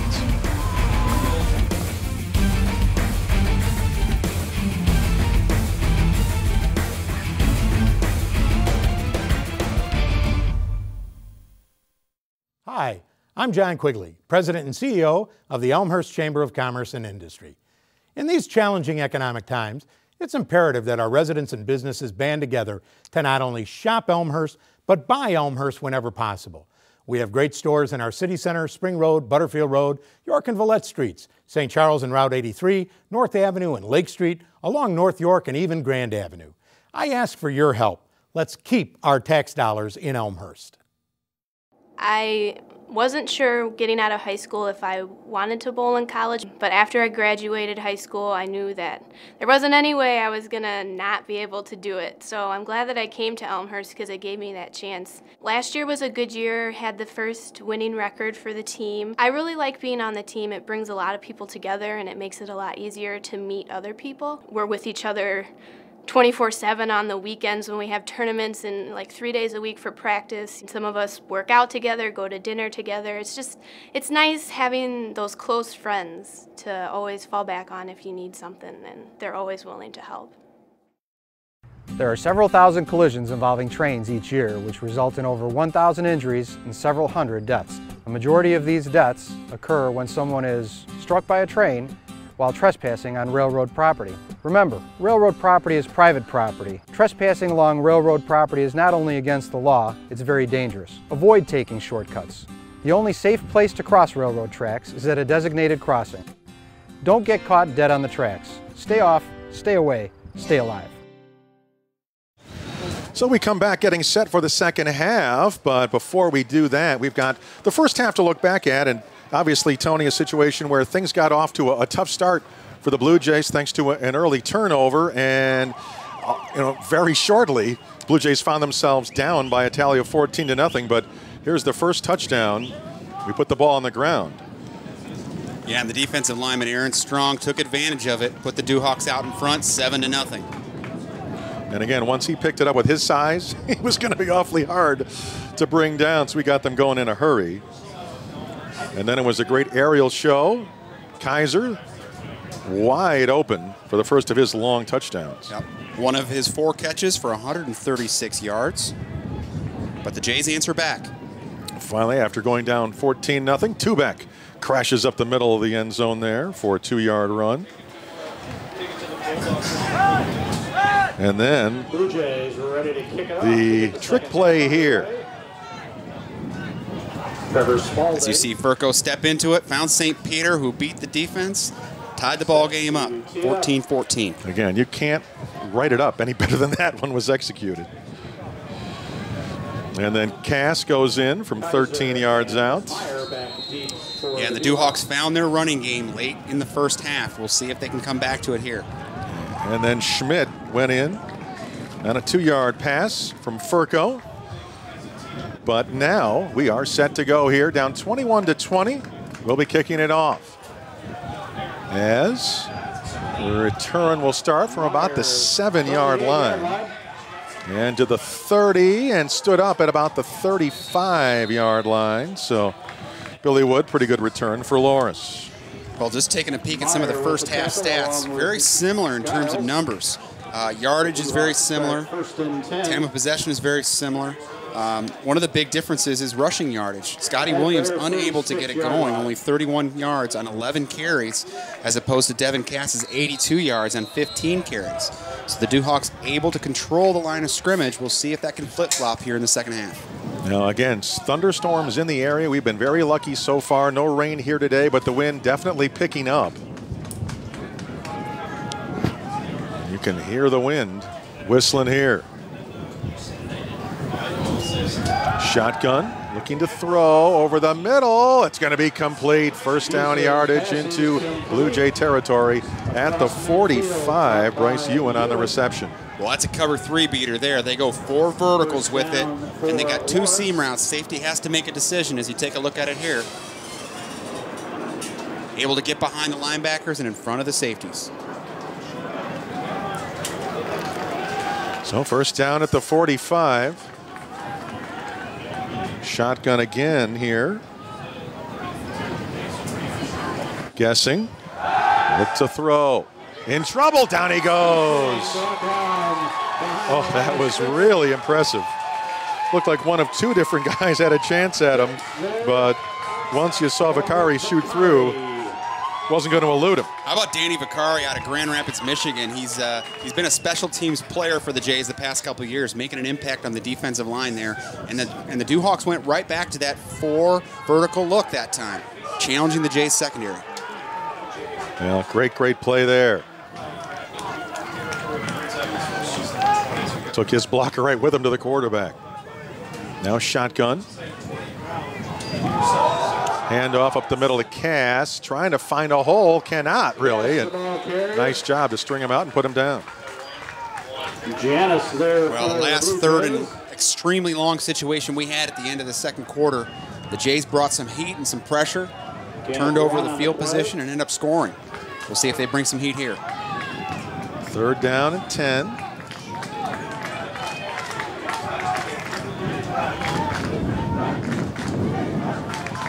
Now it's kind of a cross breeze now. We'll see if that affects the passing game at all, as it really has picked up. Well, Geising was pretty efficient in the first half. 7 of 9 for 146. Looks to throw. Back pedals, try to set up a screen. It didn't work at all, and it's incomplete. Well, big old number 96, Justin Phipps, 6'5", 250, was right in Geising's face there. He is a kid that played hoops for the Jays a year ago. As you get another look at it, invite the rush in. Here comes Alfano Vicari. Phipps able to disrupt it. Cass not able to make a play. Good luck trying to throw a pass over the top of him. So they're going to have to shot. Yeah, exactly. And gets knocked down to the ground as he gets the punt away. And they'll just let this one roll. And it will die at about the 17-yard line. But it was his own man that ran into him, which is why I don't see a flag on the field. Well, the official was right there at the play. To start 1st and 10 at their 18-yard line. Punter's personal protector. So punter goes down, but no penalty, and Blue Jays will have it down 21-20. Here, 12:48 to go, 3rd quarter. Well, we mentioned in the open of the second half, Williams has got to get it going.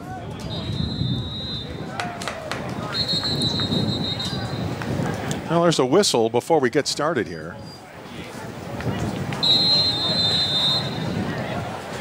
And a momentary timeout. And I don't know, maybe did they see lightning somewhere? Oh, they must have seen lightning on the field. Now, obviously, from our vantage point here in the press box, we can't really look straight up. We encourage the fans to if you see lightning in the area, they're going to tell both teams to leave the playing field. So you are sitting in. So tell you what, 12:48 to go, 3rd quarter. Blue Jays down 21-20. And while we have a little bit of a weather break, why don't we take a timeout, then we'll come back when we're ready to get started again here at Elmhurst College. We're back after this.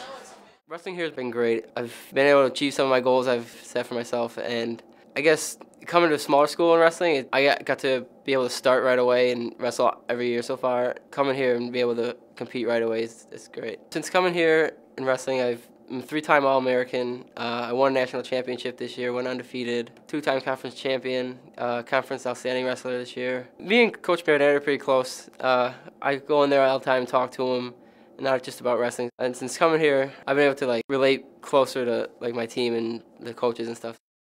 Hi, I'm Elmhurst Police Chief Steve Neubauer. Elmhurst is a great place to live and work. However, we are not crime-free. Many people in our community become victims of crime simply because they did not lock their belongings. I would ask you to do 2 things. First, lock your car, house, and bike. Secondly, call 911 to report suspicious activity to the Elmhurst Police Department. The Elmhurst Police Department reminds you to lock it or lose it.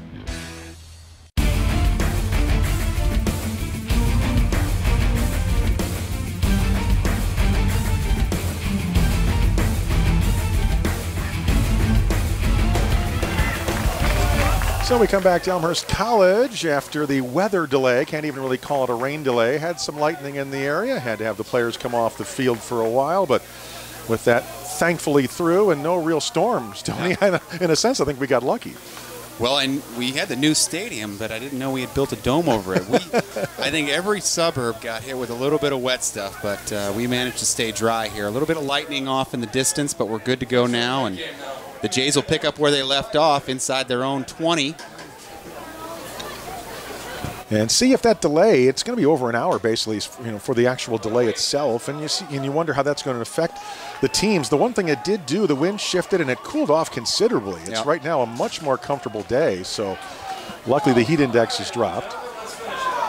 But let's crank the the adrenaline back up here if you're the Blue Jays, down 1 point. Elmhurst Get a long ball, drive first in and and 10, take control of this football game. So the fans who stuck around through this delay, raring to go as well. So it's a 1st and 10 at the 18-yard line for the Blue Jays, down 21-20. 12:48 to go, third quarter of play, and Williams up the middle. Williams, the ball dives carrier. forward, picks up about 5 or 6 yards. Henderson with the tackle. So the idea now, grind it out, and 5-yard again, gain on the play. get some momentum back. So Furco will look to throw, and has a man tiptoeing there on the sidelines for the first down. Good grab there to move the chains by Gibson. Griffin Gibson, way to climb the ladder and go get it, help out his quarterback. As Furco goes back door with it. Nice catch. So first down yardage. Handoff Williams, and he'll drive forward. Another nice line surge there, and if they can start to consistently get those 5 or 6 yards up the middle like that, that'll help out considerably. Right. Very straightforward approach on the ground game here. Inside zone, outside zone. They're riding number 20 at this point.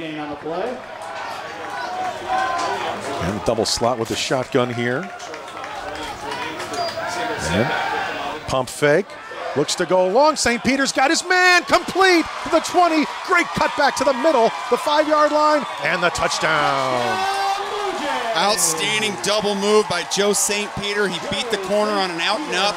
Furco gave the shoulder fake, pumped it, and Peter took it to the house. Great execution there.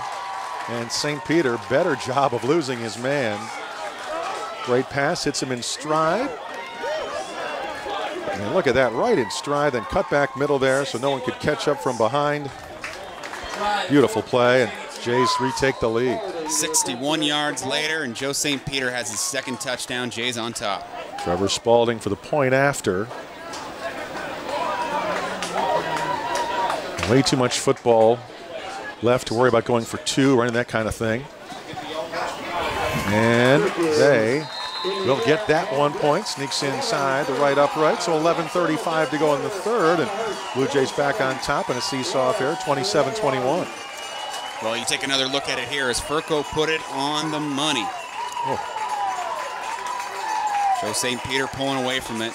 And that long lightning delay plays a lot like a halftime break. You know, there's some coaching adjustments made during that period. Great to see the Jays come out with some energy here. Let's see if the defense can carry it on. Well, that's a really good point because they only played a few plays really of the third quarter, so that just really was an extended halftime to go back and look at what happened and what didn't happen in the first half, so to speak. There's Joe St. Peter, senior, 6'1", 185, out of West Bend, Wisconsin. You know, we talked about how many returnees there are on offense, 10 of them, and the majority of them juniors. It's almost got to be tough to not look to next year, you know, like, okay, but wait till they're seniors. I mean, they did so much as sophomores, for goodness sake. You can't automatically discount their junior season. Well, as you start to look at the past CCIW champions, and we look to Wesleyan and North Central and Wheaton, typically those two deeps are laden with juniors and seniors, and that's where championships are built. Fielded at the 10. Kaiser has had such a good day. Returns that across the 30 to about the 35, still on his feet. Boy, great second and third effort there to get every yard out of that return. Well, there's been some highs and lows for the defenses, that's for sure. Giving up some big plays. Got gashed a little bit in the ground game, but they've also had some really highs. Some great plays made in the backfield, getting some pressure on the quarterback. We'll see if Coach Adam has his defense schooled up here and ready to take on the Hawks.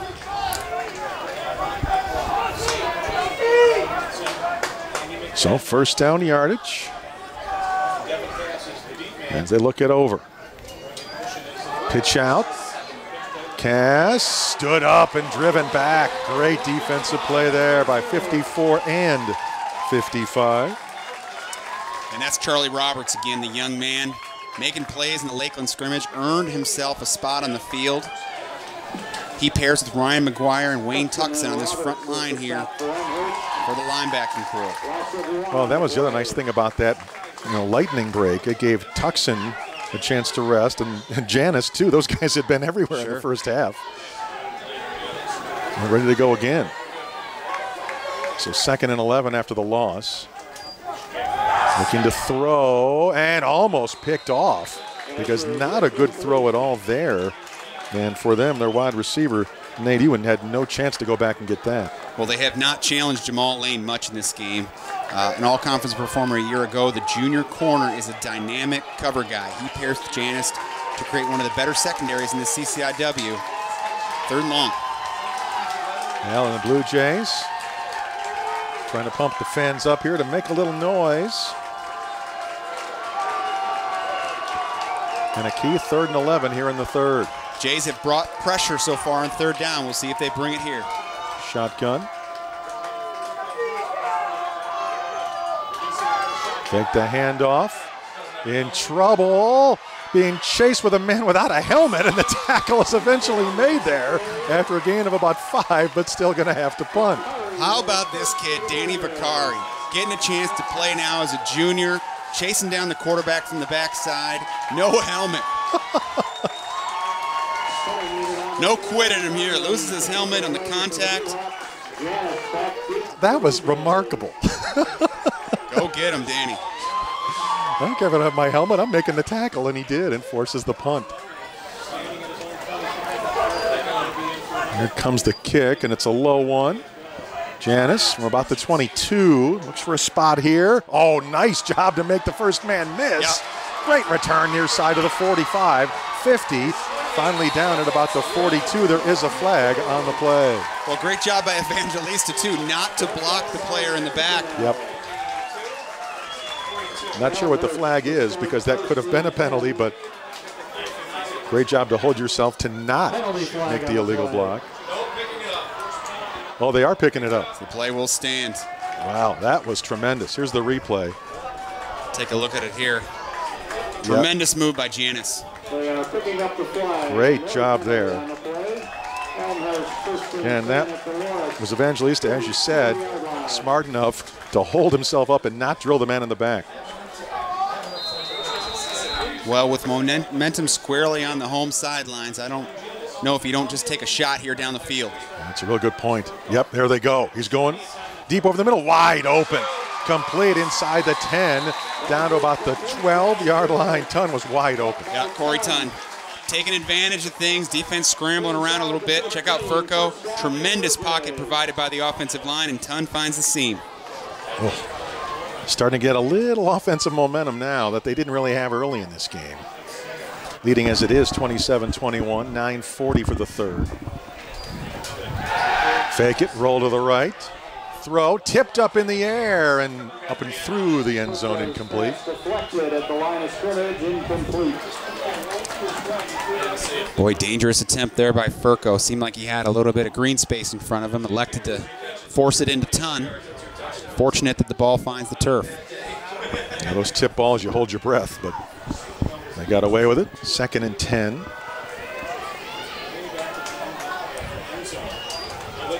Hand off, Williams. Great job to try to bounce outside. Can he turn the corner? And hauled down at about the 10. And some speed there to get to the corner. Well, white jerseys and gold helmets have been swarming around Williams all day as we see him bounce it out and look for a little open space here. It's the corner Britt that finally comes up and makes a play. But Williams has struggled to get loose. 3rd and 8 at the 10. Ooh, and then Peyton jumps offside.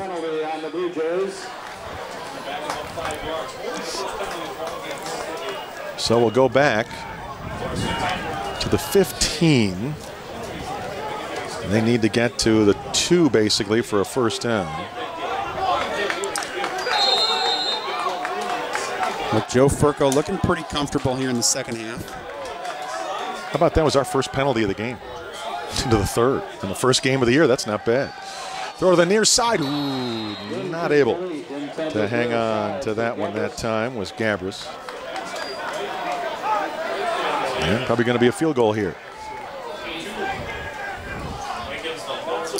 Well, Spalding can get a shot at it here. Last year, Spalding only got one attempt. He did make it. It was from 28 yards. Split time with J.R. Delacondro a year ago. So line of scrimmage, the 22. So 32-yard attempt from the near hash.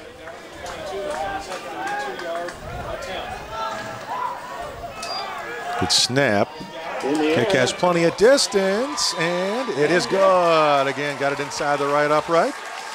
And that's huge because it gets back the missed point after. Yep. And now you're at 2 scores now, so it gives you a little breathing room. Boy, the tide has turned here in the second half. No question. 30-21 Elmhurst now. 8:46 to go, third quarter of play. Looking at the field goal here. Obviously, as you see, plenty of height and distance, but again, goes to the right side there and sneaks on through.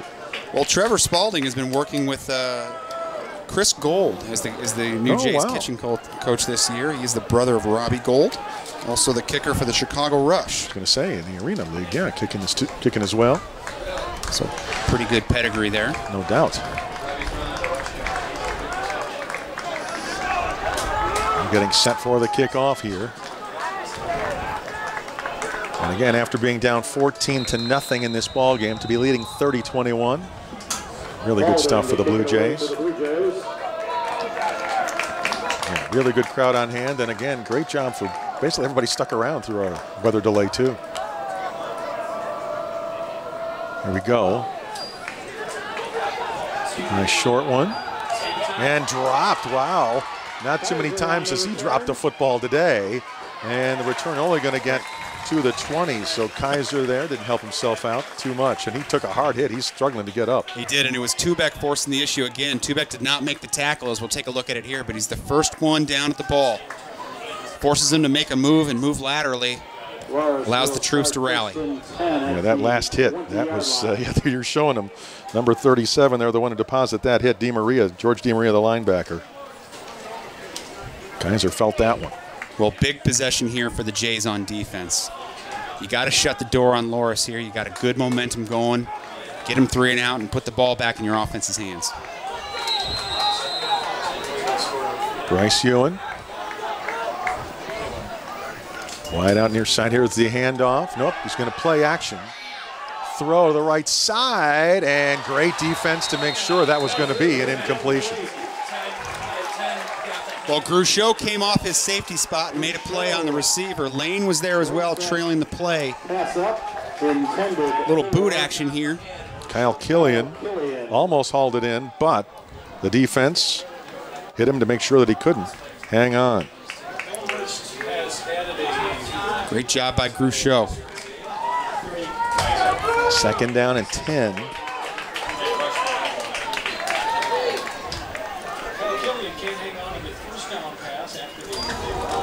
Look at the handoff there. Cass breaks through. Good gainer there. Close to the first down.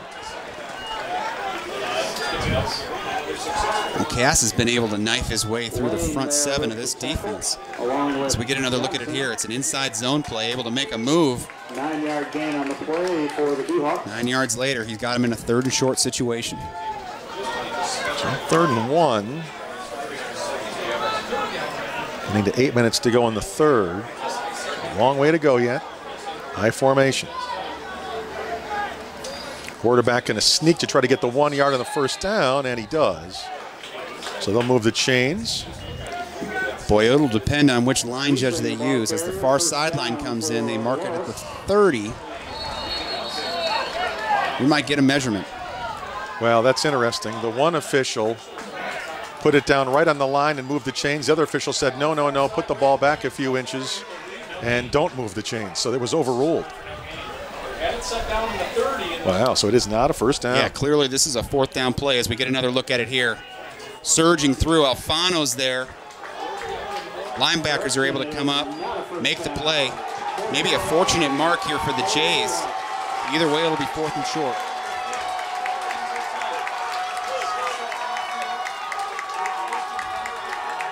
Again, they'll try the quarterback sneak. And that one, I tell you what, just depends on where they unpile it. Because there was not much of a line surge there at all. Now, they didn't need much, but they are going to get enough to move the chains and get the first down. But that's a great job of the defensive line, though. Absolutely. First down. They only got a couple of inches out of it, and that's all they needed, but it's hard for the defense to do much more than that. So first down. Kaiser's the wide out to the near side here.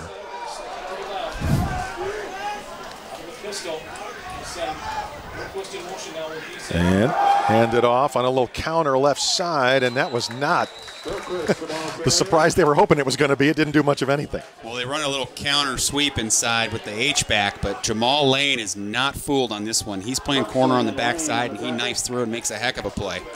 Take a look here. Yep, Kyle Bergquist here, the runner, and tried to turn upfield, and there was nowhere to go. I'll tell you, for being a finesse kind of corner guy, Jamal Lane will stick his nose in there and hit you. Second down and long here.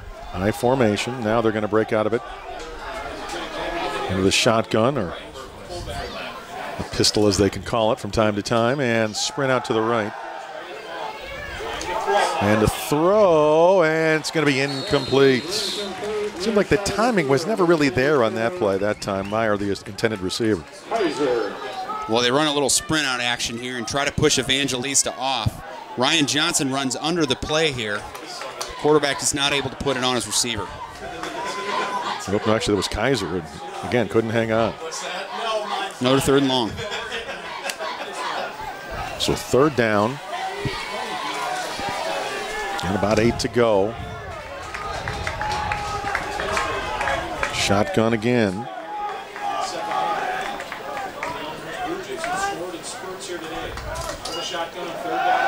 Throws. Oh, great defense. Oh, if they're going to call a penalty, that's a shame, because I really thought Jamal Lane timed that well. Well, we'll see on the replay. I thought he timed it. Maybe he got there a little early, but they're going to call the interference. Well, Jamal's a confident kid. Having gotten to know him over the past couple of years, he is one that's up for the challenge. Yeah, pass interference indeed. Pass interference penalty against I was just about to compliment him on a great job, and then I see the flag go, but oh well. So first down at the 42. Well, you hate to give up first downs, but anytime you're aggressive to the football, you got to like that. Looking to throw, has time, now starting to run out, so has to sprint to the right. Flag on the play, as it is going to be caught downfield by Kaiser. It'll come back. But yeah, I think it's coming back. That's a hold, yep. You had both Matt Street and Dan Vicari getting after, bearing down on the quarterback.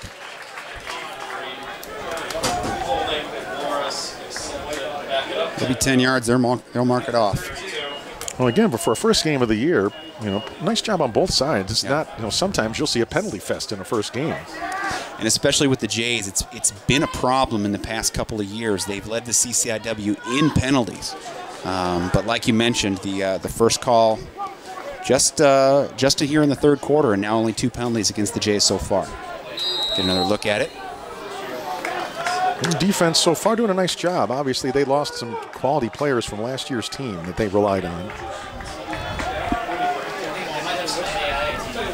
do have one. There's a sprint out. Now go back the other way. And again, great hard hit to make sure that was not going to be complete. Janis, my goodness, what a play. Good afternoon from number 1, John Janis. Putting a shoulder pad right in the chest plate. That's pretty much how you teach that one.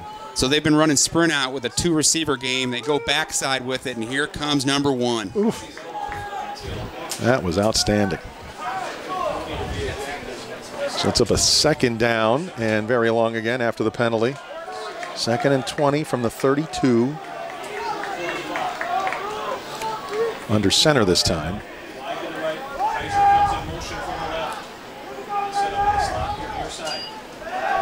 Hand off up the middle to Cass, and we'll get to the 35, but just a couple of yards, just about 3 there. Boy, I got to tell you, Mark, this kid, Wayne Tuxen, has been all over the field today.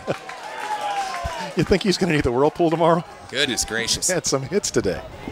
Now in the 3-3 set, it allows the linebackers to move laterally quite a bit, which plays into Wayne's strengths. He's pretty quick, great nose for the football, but he has made some tremendous football plays here this afternoon. Key play now. 3rd down at 17. Throws over the middle. Oh, through the man's hands and incomplete. They had a shot at it, and Ewan just didn't hang on. Well, they got the matchup they wanted. They got the roll down safety, Ryan Johnson, one-on-one with Ewan here. As we'll get another look. Pretty good protection. 3rd and long. Just not able to bring it down. Well, that's a great job to put a stop to that drive. Get the ball back now with 5:17 to go in the 3rd. Elmhurst leading 30-21.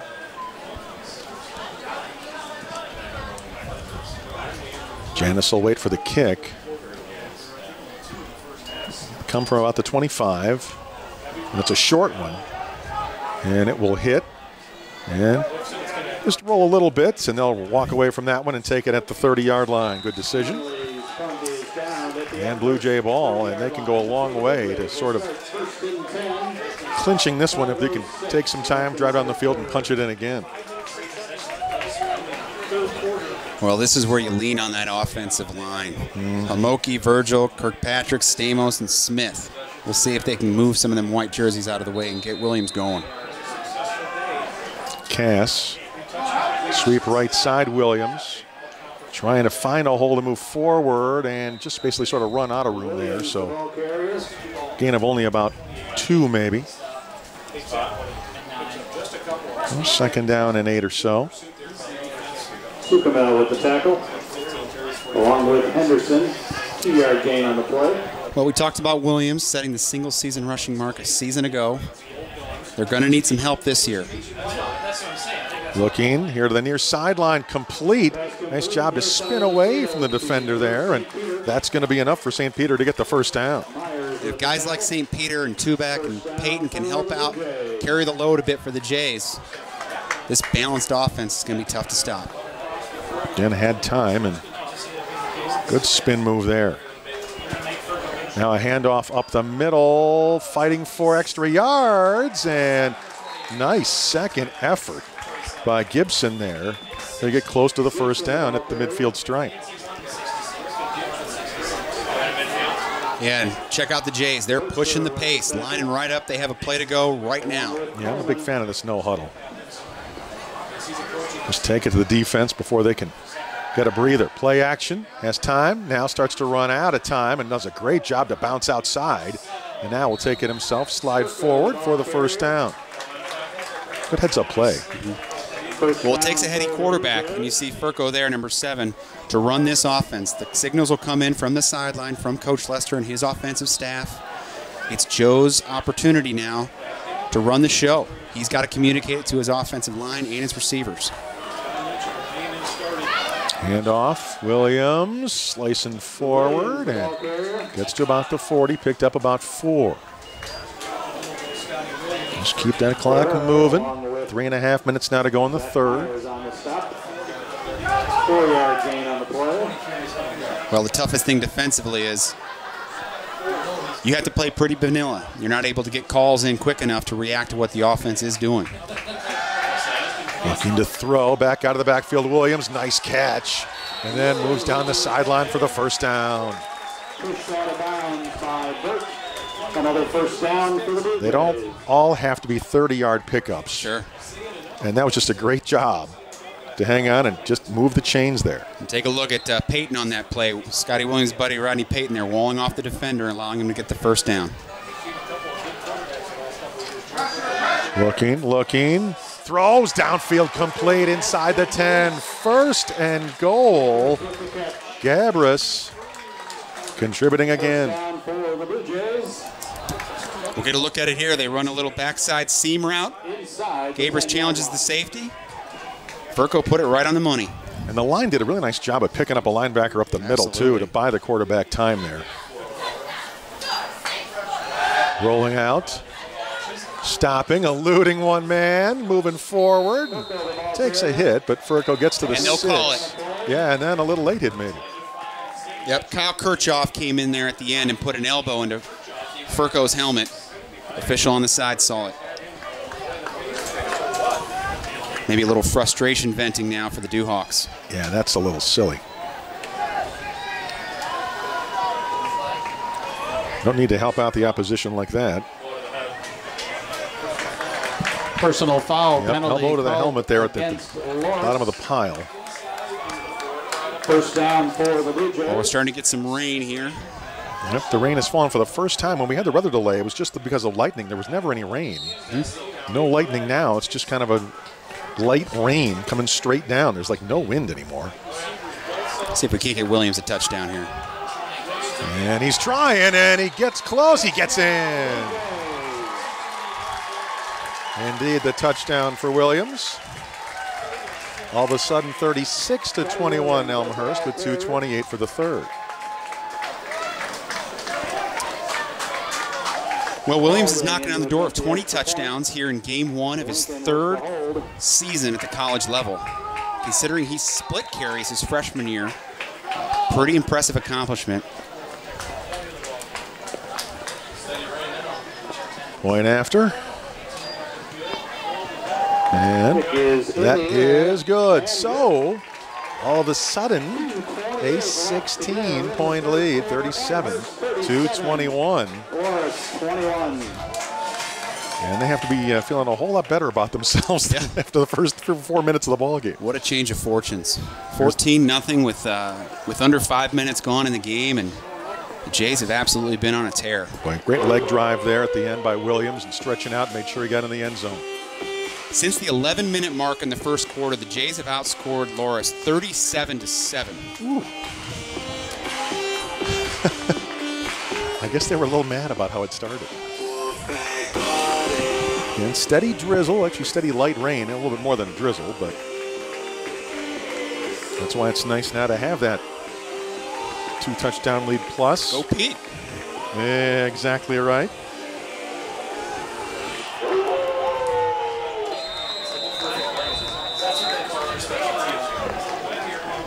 And set for the kickoff. Spalding ready to kick it away for Elmhurst. So Spalding will do the honors. I'll tell you what, there's quite a few defensive playmakers on this coverage unit here. You see Jamal Lane and Dan Vicari out there, and Rodney Payton's the first one down. Fielded at the 10.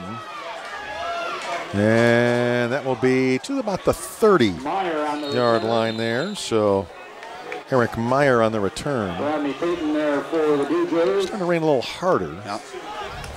And just a steady straight rain. I mean, it's straight down. There's no wind at all. Good look at Ryan Johnson there. Key contributor in the back end of this defense. And this is where you got to tighten things out offensively. You built a little bit of a lead here, but you want to tighten the screws down. Well, and with a wet football, you might be able to jar it loose, too. Yep, no doubt about it. High formation.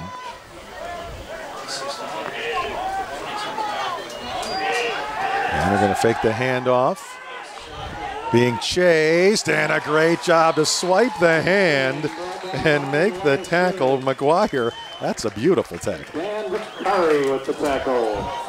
Well, Ryan McGuire, part of that linebacker rotation, able to get the pressure home, and the Jays have put a lot of heat on the Dewhawks here today. Giesing's been scrambling around. Beautiful job there to trip him up. It's a loss back to the 25, so 2nd and 16 now, 1:45 for the third. And the Dewhawks have been playing behind the sticks often here in the second half.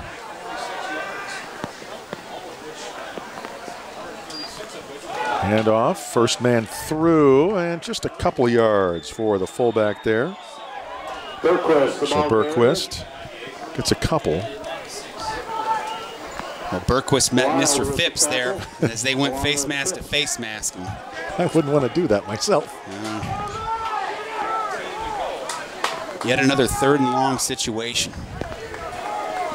Third down, about 14, they say. Well, one of the great things about the 3-3-5 is that you don't have to run nickel packages out there. You already have your skilled players on the field defensively.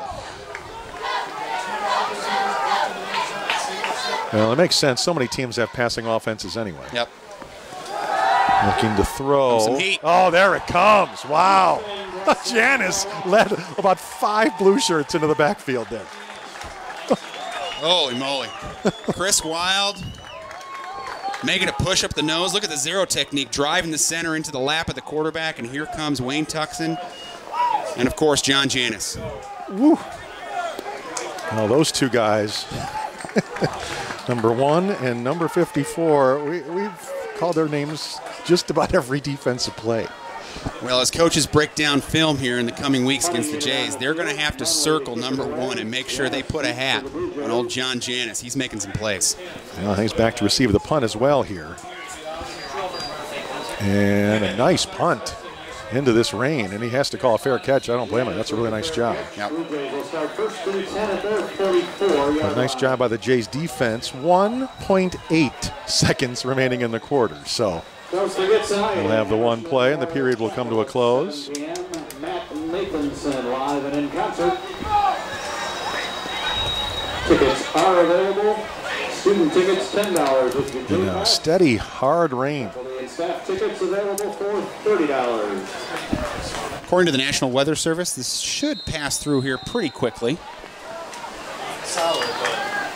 Looking to throw out of the backfield. Nice catch. Good gainer across midfield. So first down, or I should say not first down, but good first down play. But we'll come back. That's the end of the third quarter at the end of 3, 37-21. Elmhurst College out in front. We're back after this timeout.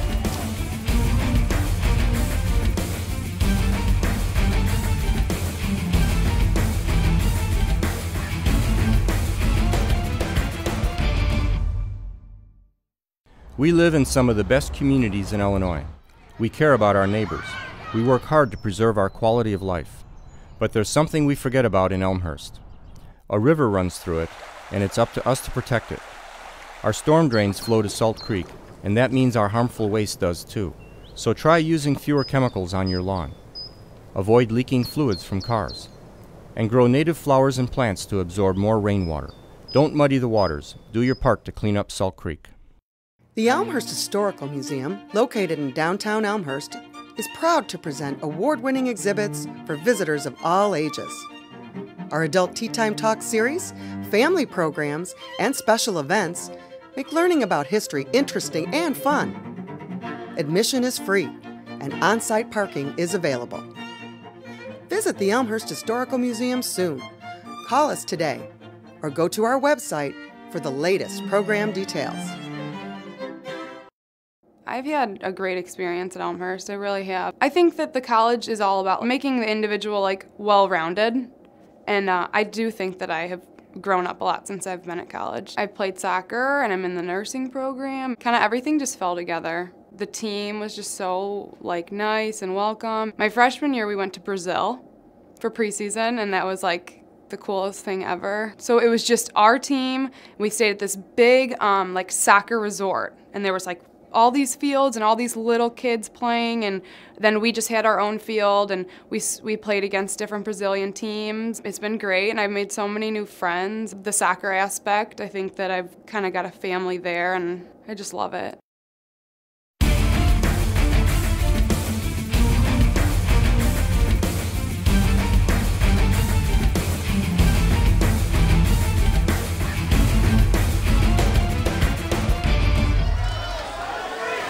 So coming back, and the Blue Jays, we'll see if they can take care of business here and continue on this drive now into Loras territory. Pitch out to the right side, and another nice gain. That's 2 good carries in a row by Tubeck. Well, Tubeck is just what the Jays needed to lighten the load of Scotty Williams here. You see Tubeck with 2 hands on the football, running the outside zone and running it right up the back of his blockers. So a nice gainer there to make it first down at about the 37-yard line. Fakes the handoff, buys himself plenty of time. Still can't find anybody, so nice decision to take it himself and get some yards and get out of bounds there by Furco. Yeah. A little bit of veteran savvy there by number 7. He had Rodney Payton possibly one-on-one in the corner, but decided to pull it down, play for another down. Second down, about 5 to go. Rain continues here. Hand off. And another nice job to make some yards out of something that didn't look like there was much there. So that's another really nice run by Tubeck. Tubeck, the ball carrier. Just leaving a couple yards for a first down. Momentary timeout. You're looking at an injured Loras College Dewhawk. 65, Jacob Hurdle, sophomore defensive lineman from Mundelein. And looked like maybe as you see all the umbrellas here. Left arm or shoulder maybe as he's being helped off the field. So 14-13 to play in the game, 37-21 Elmhurst. Yep, some umbrellas still out here, but nobody's left.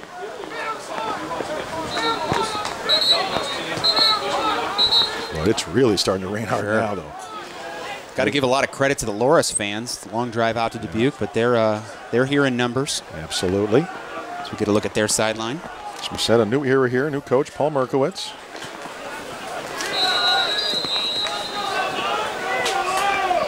Third down and about, well, a short 3, let's call it. And throwing, and nice catch. First down, and knocked out of bounds at about the 20-yard line. And that was not an easy play there for Gibson. I'll tell you what, Gibson's a kid who really didn't have a home. He was kind of bouncing between running back, tight end, as you get another look here. They found a spot for him at this H. Pretty versatile little guy on the edge. It was a nice catch in the rain to catch up to that one, too. So first down, handoff, Tubeck, and makes the first man miss. Nice job. Didn't get much out of it, but at least eluded the first man. Ronan there first about a yard. For Loras, along with Henderson.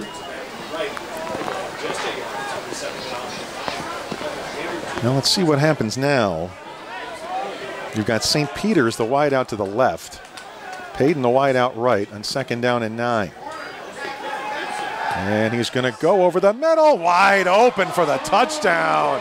Well, somebody forgot about Mr. Gibson because that was too easy. Well, they ran corner blitz off the edge, and they looked like they had a little cat blitz coming, and it was picked up. Furco able to find Gibson down the seam here. High fives all around. There's Gibson. Whew. Well, they have executed some plays to just absolute perfection today, and that was one of them. Very efficient offensively. To attempt the extra point.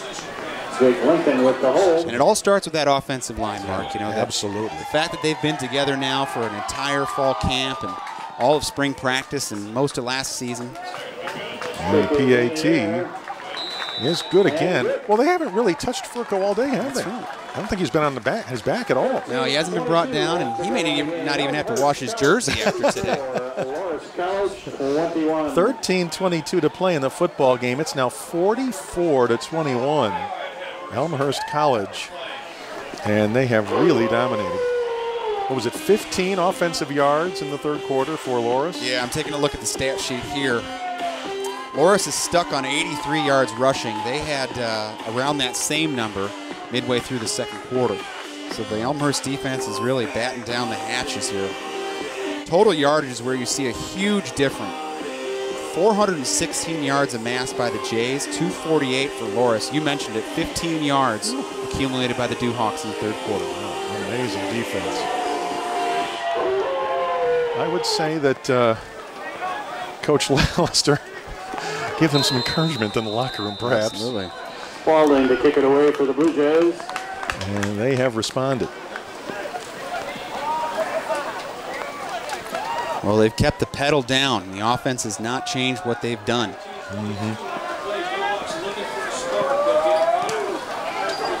Here comes the kick and the return at about the 20 or so.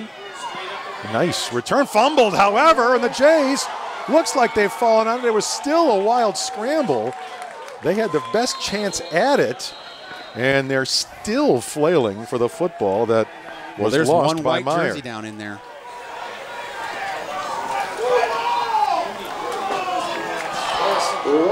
Oh my goodness, and the one white jersey apparently got the football. Wow. We'll get another look at it here. But the ball comes down in between the raindrops.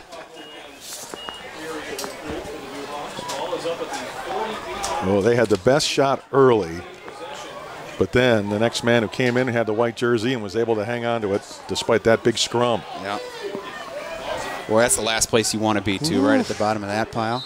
Goodness. Loras at their own 48. And they look to throw. Do so. They've got a man complete. 30-yard line and more. So get a man on the near sideline open. Yeah, the ball came out, but that was well after the play. So they had Evan on the catch there. Boy, they come back to the field side here. As quarterback looking that way all the way. Mark Evangelista giving up way too much space. Able to fit it in there. Push down to the Elmhurst 28. 12:50 for the ball game. 44-21 Elmhurst. Looking to throw again. Throws. He's got his man over the middle. And Ewan will make the catch and get down to about the 10. That's really nice execution there.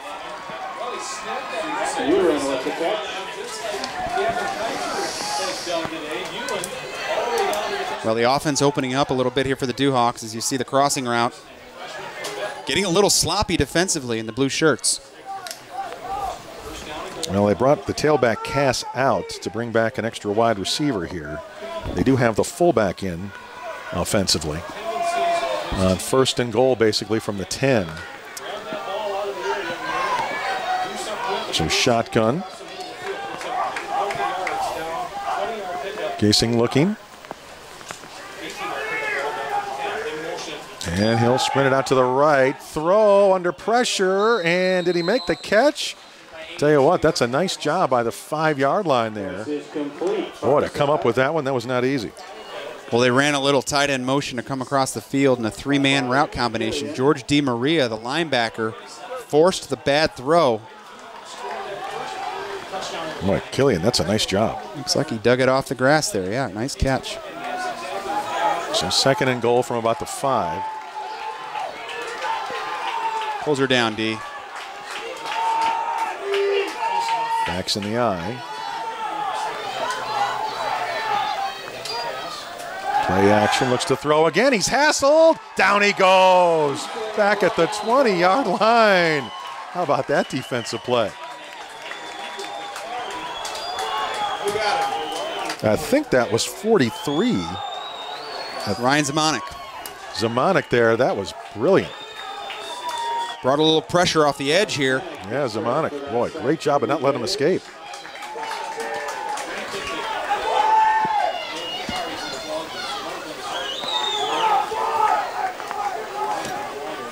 Sets up now a third down, 19-yard to go situation. So third and goal from the 19. Well, their best bet has been the jump ball to Gavin Kaiser here. See if they sprint his way. Oh, again under pressure, had to get rid of it, and it's just an incomplete pass. George DiMaria welcomed Von Geising to the CCIW play here. He just drilled it. Big hit there. Well, they did run Gavin Kaiser underneath the coverage that time. Looked to set up a little radar screen, but not enough time. No, they can't come up empty, so they've got to go for the field goal here. That's going to be basically a 36-yard attempt from the far hash mark. And it's a low one. It's got the distance, and it is good. So they come out of there with 3 anyway. But still a comfortable Elmhurst lead of now 44-24 with 10:30 to go in the football game. Well, that breaks a streak of 4 straight scores by the Blue Jays. It was a 24-0 run by the Jays. As we get another look at the field goal here. And again in the rain, not an easy thing to do. And he was able to get it done. There goes Olivet College, kickoff at 6 p.m. Again next Saturday. Olivet College here for the first ever night game. So this beautiful field under the lights ought to look pretty cool.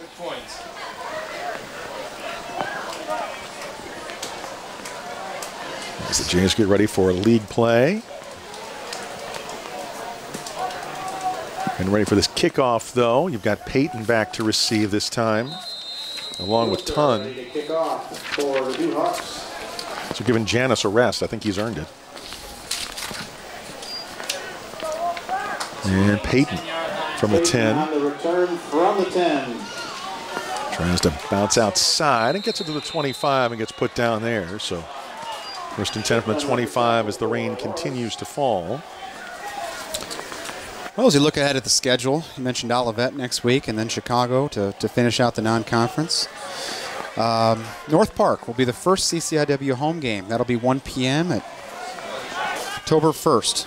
Then on to Wheaton, back home for Wesleyan and Milliken. Then it's a big one down in Naperville. They'll take on North Central on the 29th of October. Out to Rock Island to tangle with the Vikings. They'll close at home against Carthage, 12th of November. So up the gut there across the 30. Gabrus there.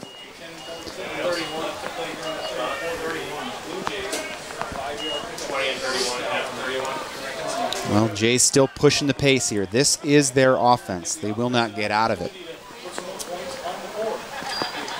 Handoff up the middle.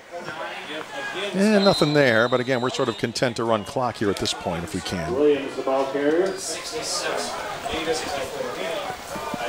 Sullivan with the tackle.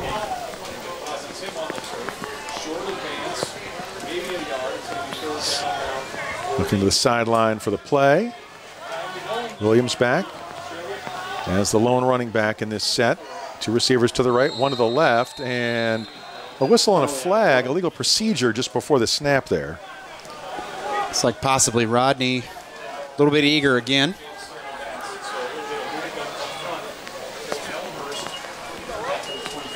So basically moving back to the original line of scrimmage and start over. There's a look at head coach Tim Lester. So he covered his games as when he was a prep star. Back in the days at Wheaton Warrenville. Pretty good player down there. In the DuPage Valley, you better believe it. Handoff up the middle. Williams has got some running room for the first time today. Gets the first down. Williams, the ball carrier. Nice run there across the 35. Boy, Williams drugged down by the back of his jersey. As you get a look at it here, they run the draw on 3rd and long. Great execution. It'll be a first down either way. Meyer with the tackle for Loras. Some of the fans might have wanted a horse collar there, but first down.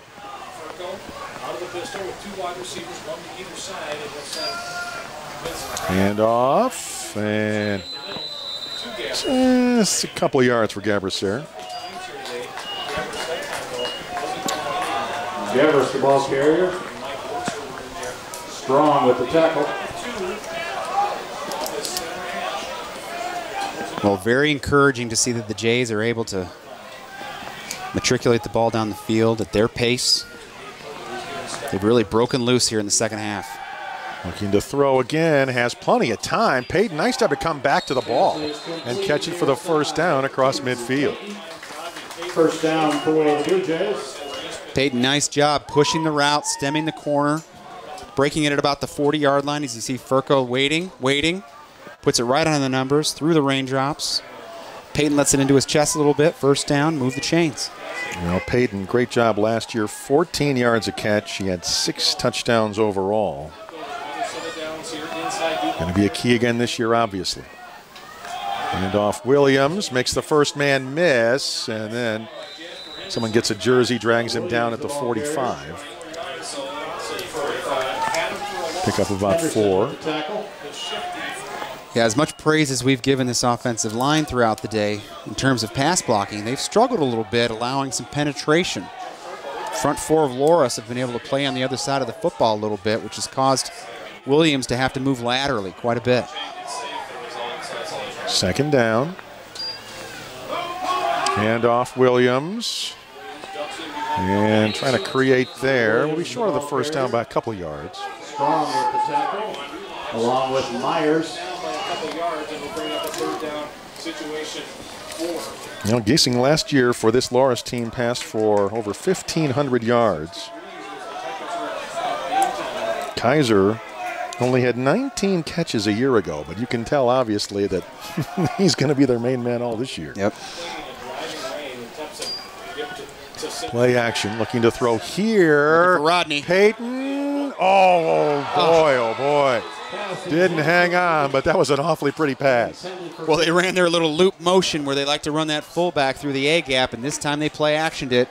Peyton just ran away from his defender. Take a look at this. Furco puts it on the money. 2 steps on his defender and not able to bring it home. Boy, he's going to really want that one back. Boy, that's too bad.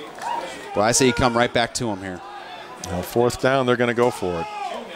4th and 2, basically. 6:50 to play in the ball game, leading 44-24. On 4th down and a long 2. Yep. Well, he's going to pooch punt probably. Yep. Pretty good at this. Yeah. Nice job. Go for the right coffin corner. Maybe on bounces back middle, and a nice job to get there and put it down at the 1. Great job. Outstanding. Is that Bobby Vavilis making a play down there? Yep, number 6. Take a look at this. Hard to do much better than that. And nice job to slide there and make sure the feet don't touch the line. Boy, that was awfully close, but great job. Well, Furco's thrown for 3 touchdowns today, and he threw the ball 400 times a year ago. But looking to lead the CCIW in punt average as well now. Pretty versatile kid. Well, they're at their 1. Gonna throw. Kaiser. Oh, he can't get it. And now there's a flag. I'm not sure what the flag's about. Boy, they're just taking a shot here. Down on Evangelista. We'll see if we get another look at it. Maybe some feet got tangled, but looked like Evangelista, the corner, was in pretty good position. Pass center. Boy, that's a tough call. Boy, that's a tremendously tough call. Pass interference against not what it looked like to me, but of course we have the benefit of replay, but well, that gets them out of the end zone anyway, and across to the 16-yard line. And a 1st and 10 there. Well, I think that's one of the reasons why they did it. You figure either going to get a catch or maybe you get a penalty. Sure. And at least they got the penalty on their side, they think.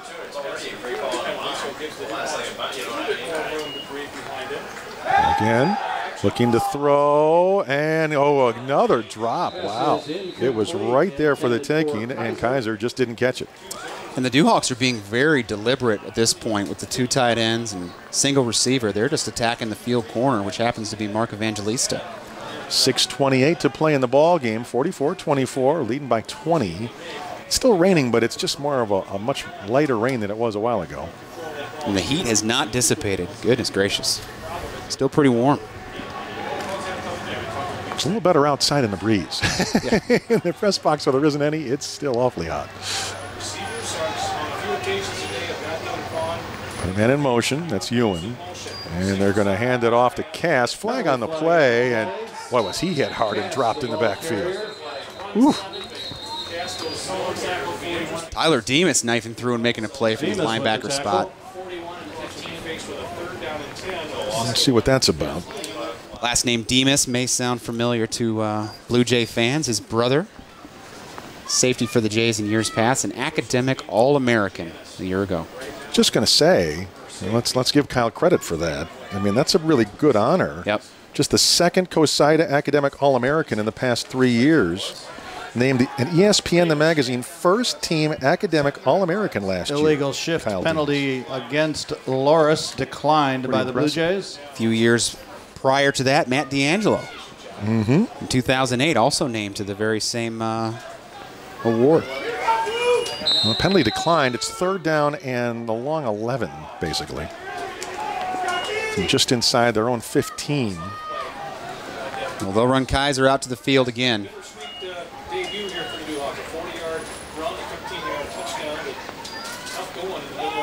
And throw a little swing pass to the fullback. Somehow it gets threaded through there for the catch. But then I'll tell you what, he really paid for that catch because Beck Berquist was just destroyed there. But here's the see if we get a replay. look. Here comes Kyle Berquist out of the backfield, and Evangelista comes through. Shoulder pad on the kneecap, and that's a heck of a play by the corner.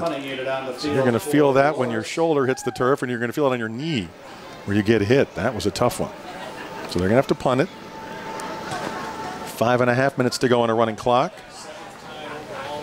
So the Jays are going to stay undefeated for September. That's just amazing. It's quite a record. Wow.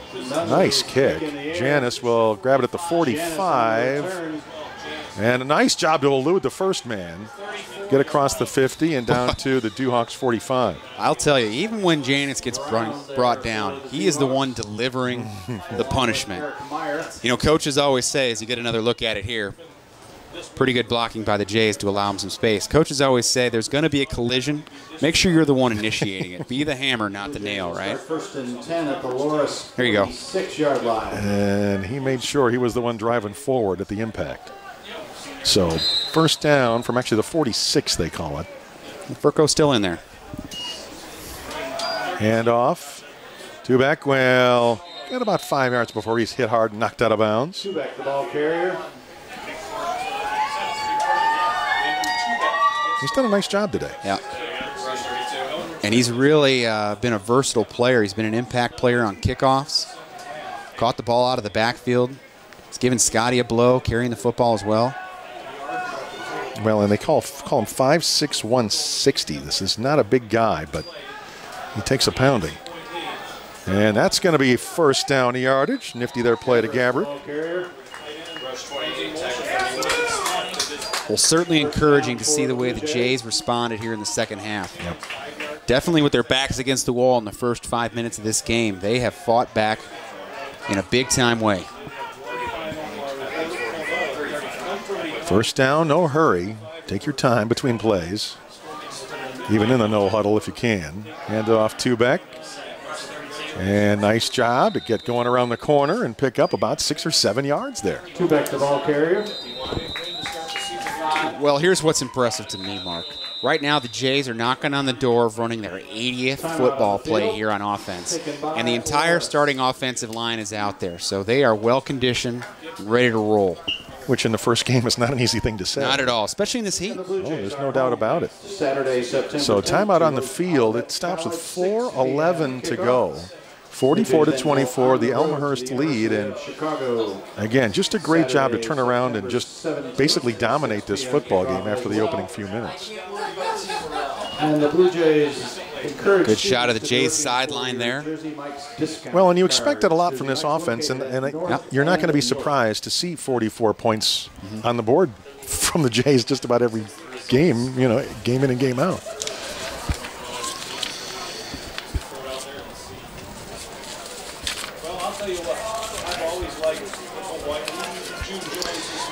Well, as we take a look at the numbers from a year ago, the 2010 Jays put up 28.3 points a game, allowed 22.8, so right there kind of defensively the same. But offensively, you're right, Mark. You have to think with all the starters back and the experience and the up-tempo nature of this offense, 44 points is not going to be unusual for this Jays offense. Not at all. Second down, long 4 to go. Well, and defensively, you know, you got so used to calling Randy Wright's name. There's a handoff off the left side. Two back. Oh, what a nice run. Great balance. Ooh, great job to get inside the 15. That, you know, you would come to rely on him so often. Sure. It was like, well, who's going to step up? Well, I think we figured out that they're going to be just fine without him. Yeah, and Randy's first year in 2008 was really his coming out party. In 2009, he had a heck of a season, All-American type of candidate. And in 2010, the secret was out. You know, oh yeah. The secret was out, and number 6 struggled a little bit last year. But you're right. You know, the defense is going to have to find its identity this year. Two back, and we'll get to about the 11. And again, no hurry in a sense. Just grind it out. 3:40 to go. Just keep the clock running. Grind it out and get a few more points if you can.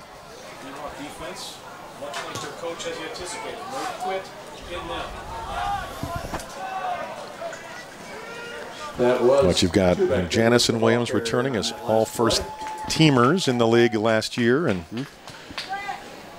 obviously Peyton was a second-teamer. Stamos and Lane as well. So some talent on the roster. Second down and long. Handoff two back. And, oh, nice job to dance through that first tackle and gets inside the 10, close to the 5. Boy, he's slippery. Great effort there. Two-back able to kind of cut loose here. Pretty good blocking at the point of attack. Just stepped right through that. Great vision. Nice job. So third down, 2:40 to play in the game. Need about 4 yards for the first.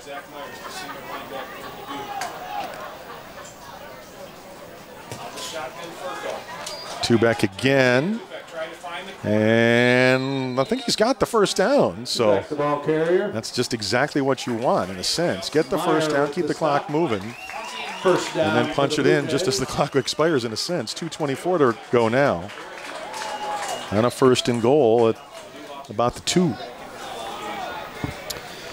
Well, it certainly looks like the Jays will move their all-time record against the Dewhawks to 2-0.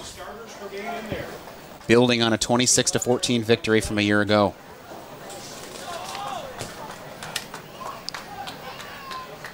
Taking their time, let the play clock run. Game clock at 2 minutes.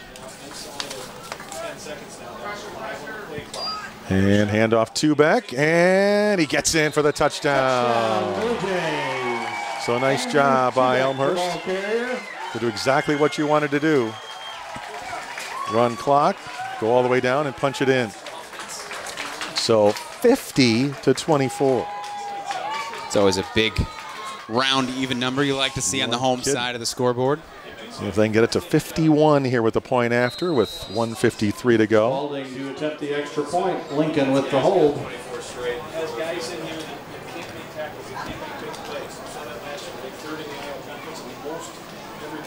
Low snap. Nice job to get it up for the kicker, who then just misses it wide right. But again, that was a tough one there to kick. 53 left to go in the ballgame. But it's an even 50-24 your lead again, 1:53 remaining. Well, the skies have opened up a little bit as you see two back get in the brand new end zone there. Skies have opened up. It's turned out to be a pretty good little afternoon and a great day for the Jays. Yep, rain has stopped. Oh, hit it again, Bruce. Oh, I'm sorry. So in a weird way, had like an over an hour lightning delay. The rain never came at that point. The rain didn't start until we actually resumed play, but at least the storms, in a sense, stayed away. But this is going to be a much happier film room than we thought it might be earlier today. Looking for the kick here. Spalding. There it goes. Spalding's kick in the air. Kaiser on the return. Kaiser bounces outside across the 35 and dumped at about the 38-yard line. Cruchot, a nice job getting underneath him.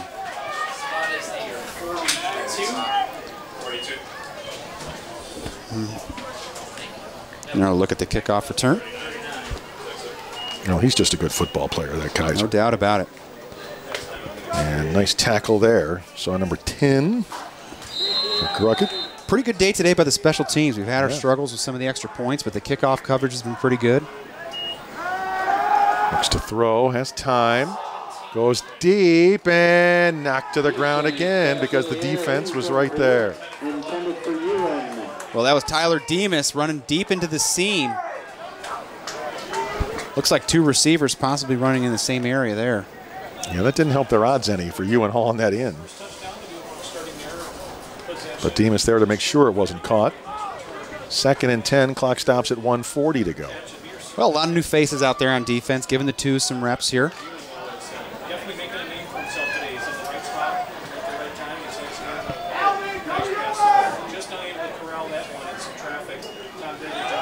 Looking to throw, hit as he lets it go.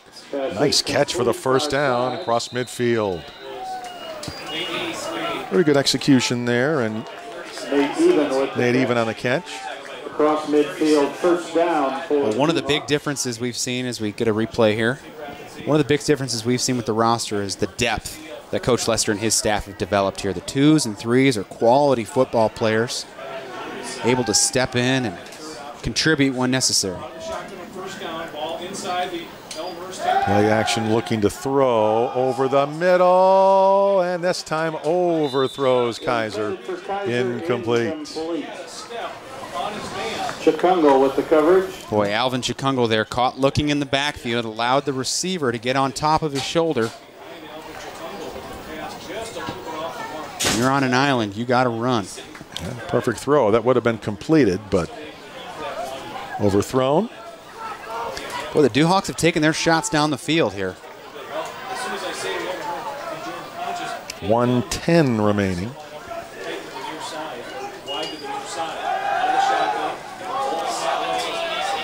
And that one's going to be thrown out of bounds.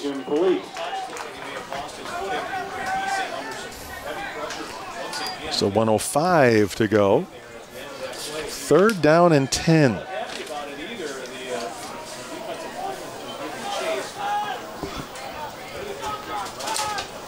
Well, a happy Elmhurst sideline there, no doubt. That pizza and Gatorade always tastes a little bit better when you have the victory, right? Got that right. Well, makes all that hard work during the week worth it. Quick throw over the middle, bobbled, and he does hang on. Tries to spin away. Doesn't have to get the first down and keep things going for them. Andy Brown, a tight end on the catch there. First down for Loras. So 58 seconds remaining. Now the clock starts again. And can they get a consolation score here?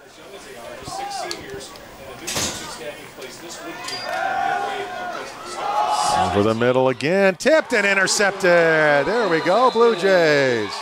We'll pick it off, put a knee down, and this thing will be over. So Simonik, nice catch there. The old tip drill. Taking a shot down the seam, and Simonik's right there to make the play. So that'll be that. As I said, we'll put the knee down. Yep. 39 seconds to go. Great way to put an exclamation point on this victory. No question, no question. And they were so impressive in a sense they almost deserved a takeaway, really. And they'll take their time before you place the ball down so that you don't have to snap it again, and that will be that. So 22 seconds to go, but there's not going to be another snap. So your final score here today is going to be Elmhurst College 50 and Loras 24. And tell you what, Tony, again, that's just all around, that's just a good team win here today. Yep. Use the weather break to sort of regather themselves, build a momentum going, and down 2 scores to outscore Loras 37-7. It's really quite an answer. It speaks to the character and the ability of this team to put points on the board. Well, and just proof that it's also a 60-minute football game. I mean, really, you know, I mean, it's just because you get off to a tough start or a tough first few minutes, you know, plenty of time to come back and gather themselves, and they did. So, you know, nice performance. You never really did get Williams on track today, but the nice thing is you learned that you don't need to. You've got a lot of weapons to go to. So if a team decides that our job today is to shut down number 20, that doesn't mean you're going to shut down the Blue Jays. I agree, Mark. And Gabris and Griffin and Tubac, of course, and Peyton and St. Peter and all the guys, if they're able to balance things out and give Williams a breather, look out. Well, Tubac ends up as the leading rusher with 74 yards on 15 carries. Williams 72 yards on 21 carries. For Furco, 24 of 31, 358 yards and a touchdown. Gracious. And that's a really nice number, with especially no picks either, for that matter. And how about St. Peter? 4 catches for 133 yards today. Peyton had 5, the most on the day, with 75 yards. On their side, Devin Cast ran 20 times for 92 yards. Von Giesing, their quarterback, 14 of 28, 237 yards, a TD and a pick. And Kaiser, 4 catches for 136 yards, but almost all those came in the first quarter, basically, really. So not a bad job to eventually figure out a way to shut him down. Shut him down and get a chance to ring that bell. There's that bell.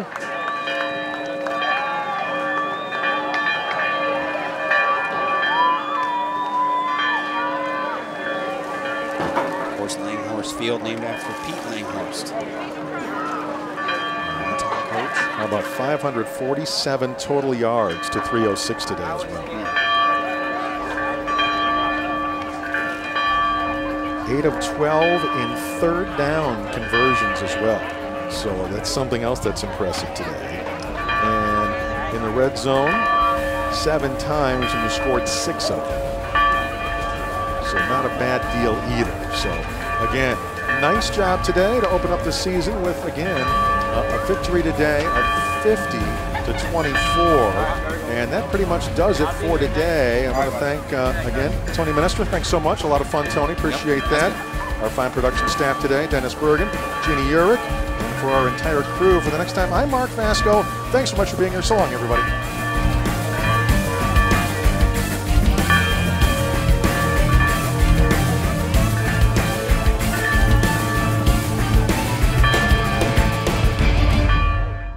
Hi, I'm Elmhurst Police Chief Steve Neubauer. Elmhurst is a great place to live and work. However, we are not crime-free. Many people in our community become victims of crime simply because they did not lock their belongings. I would ask you to do 2 things. First, lock your car, house, and bike. Secondly, call 911 to report suspicious activity to the Elmhurst Police Department. The Elmhurst Police Department reminds you to lock it or lose it. The balance with athletics in school, it's just, with me, I did it all throughout high school, so I needed to do sports in order to stay focused. I run cross country in the fall and track in the spring. I was injured my freshman year and I just felt like so off track. It didn't feel natural.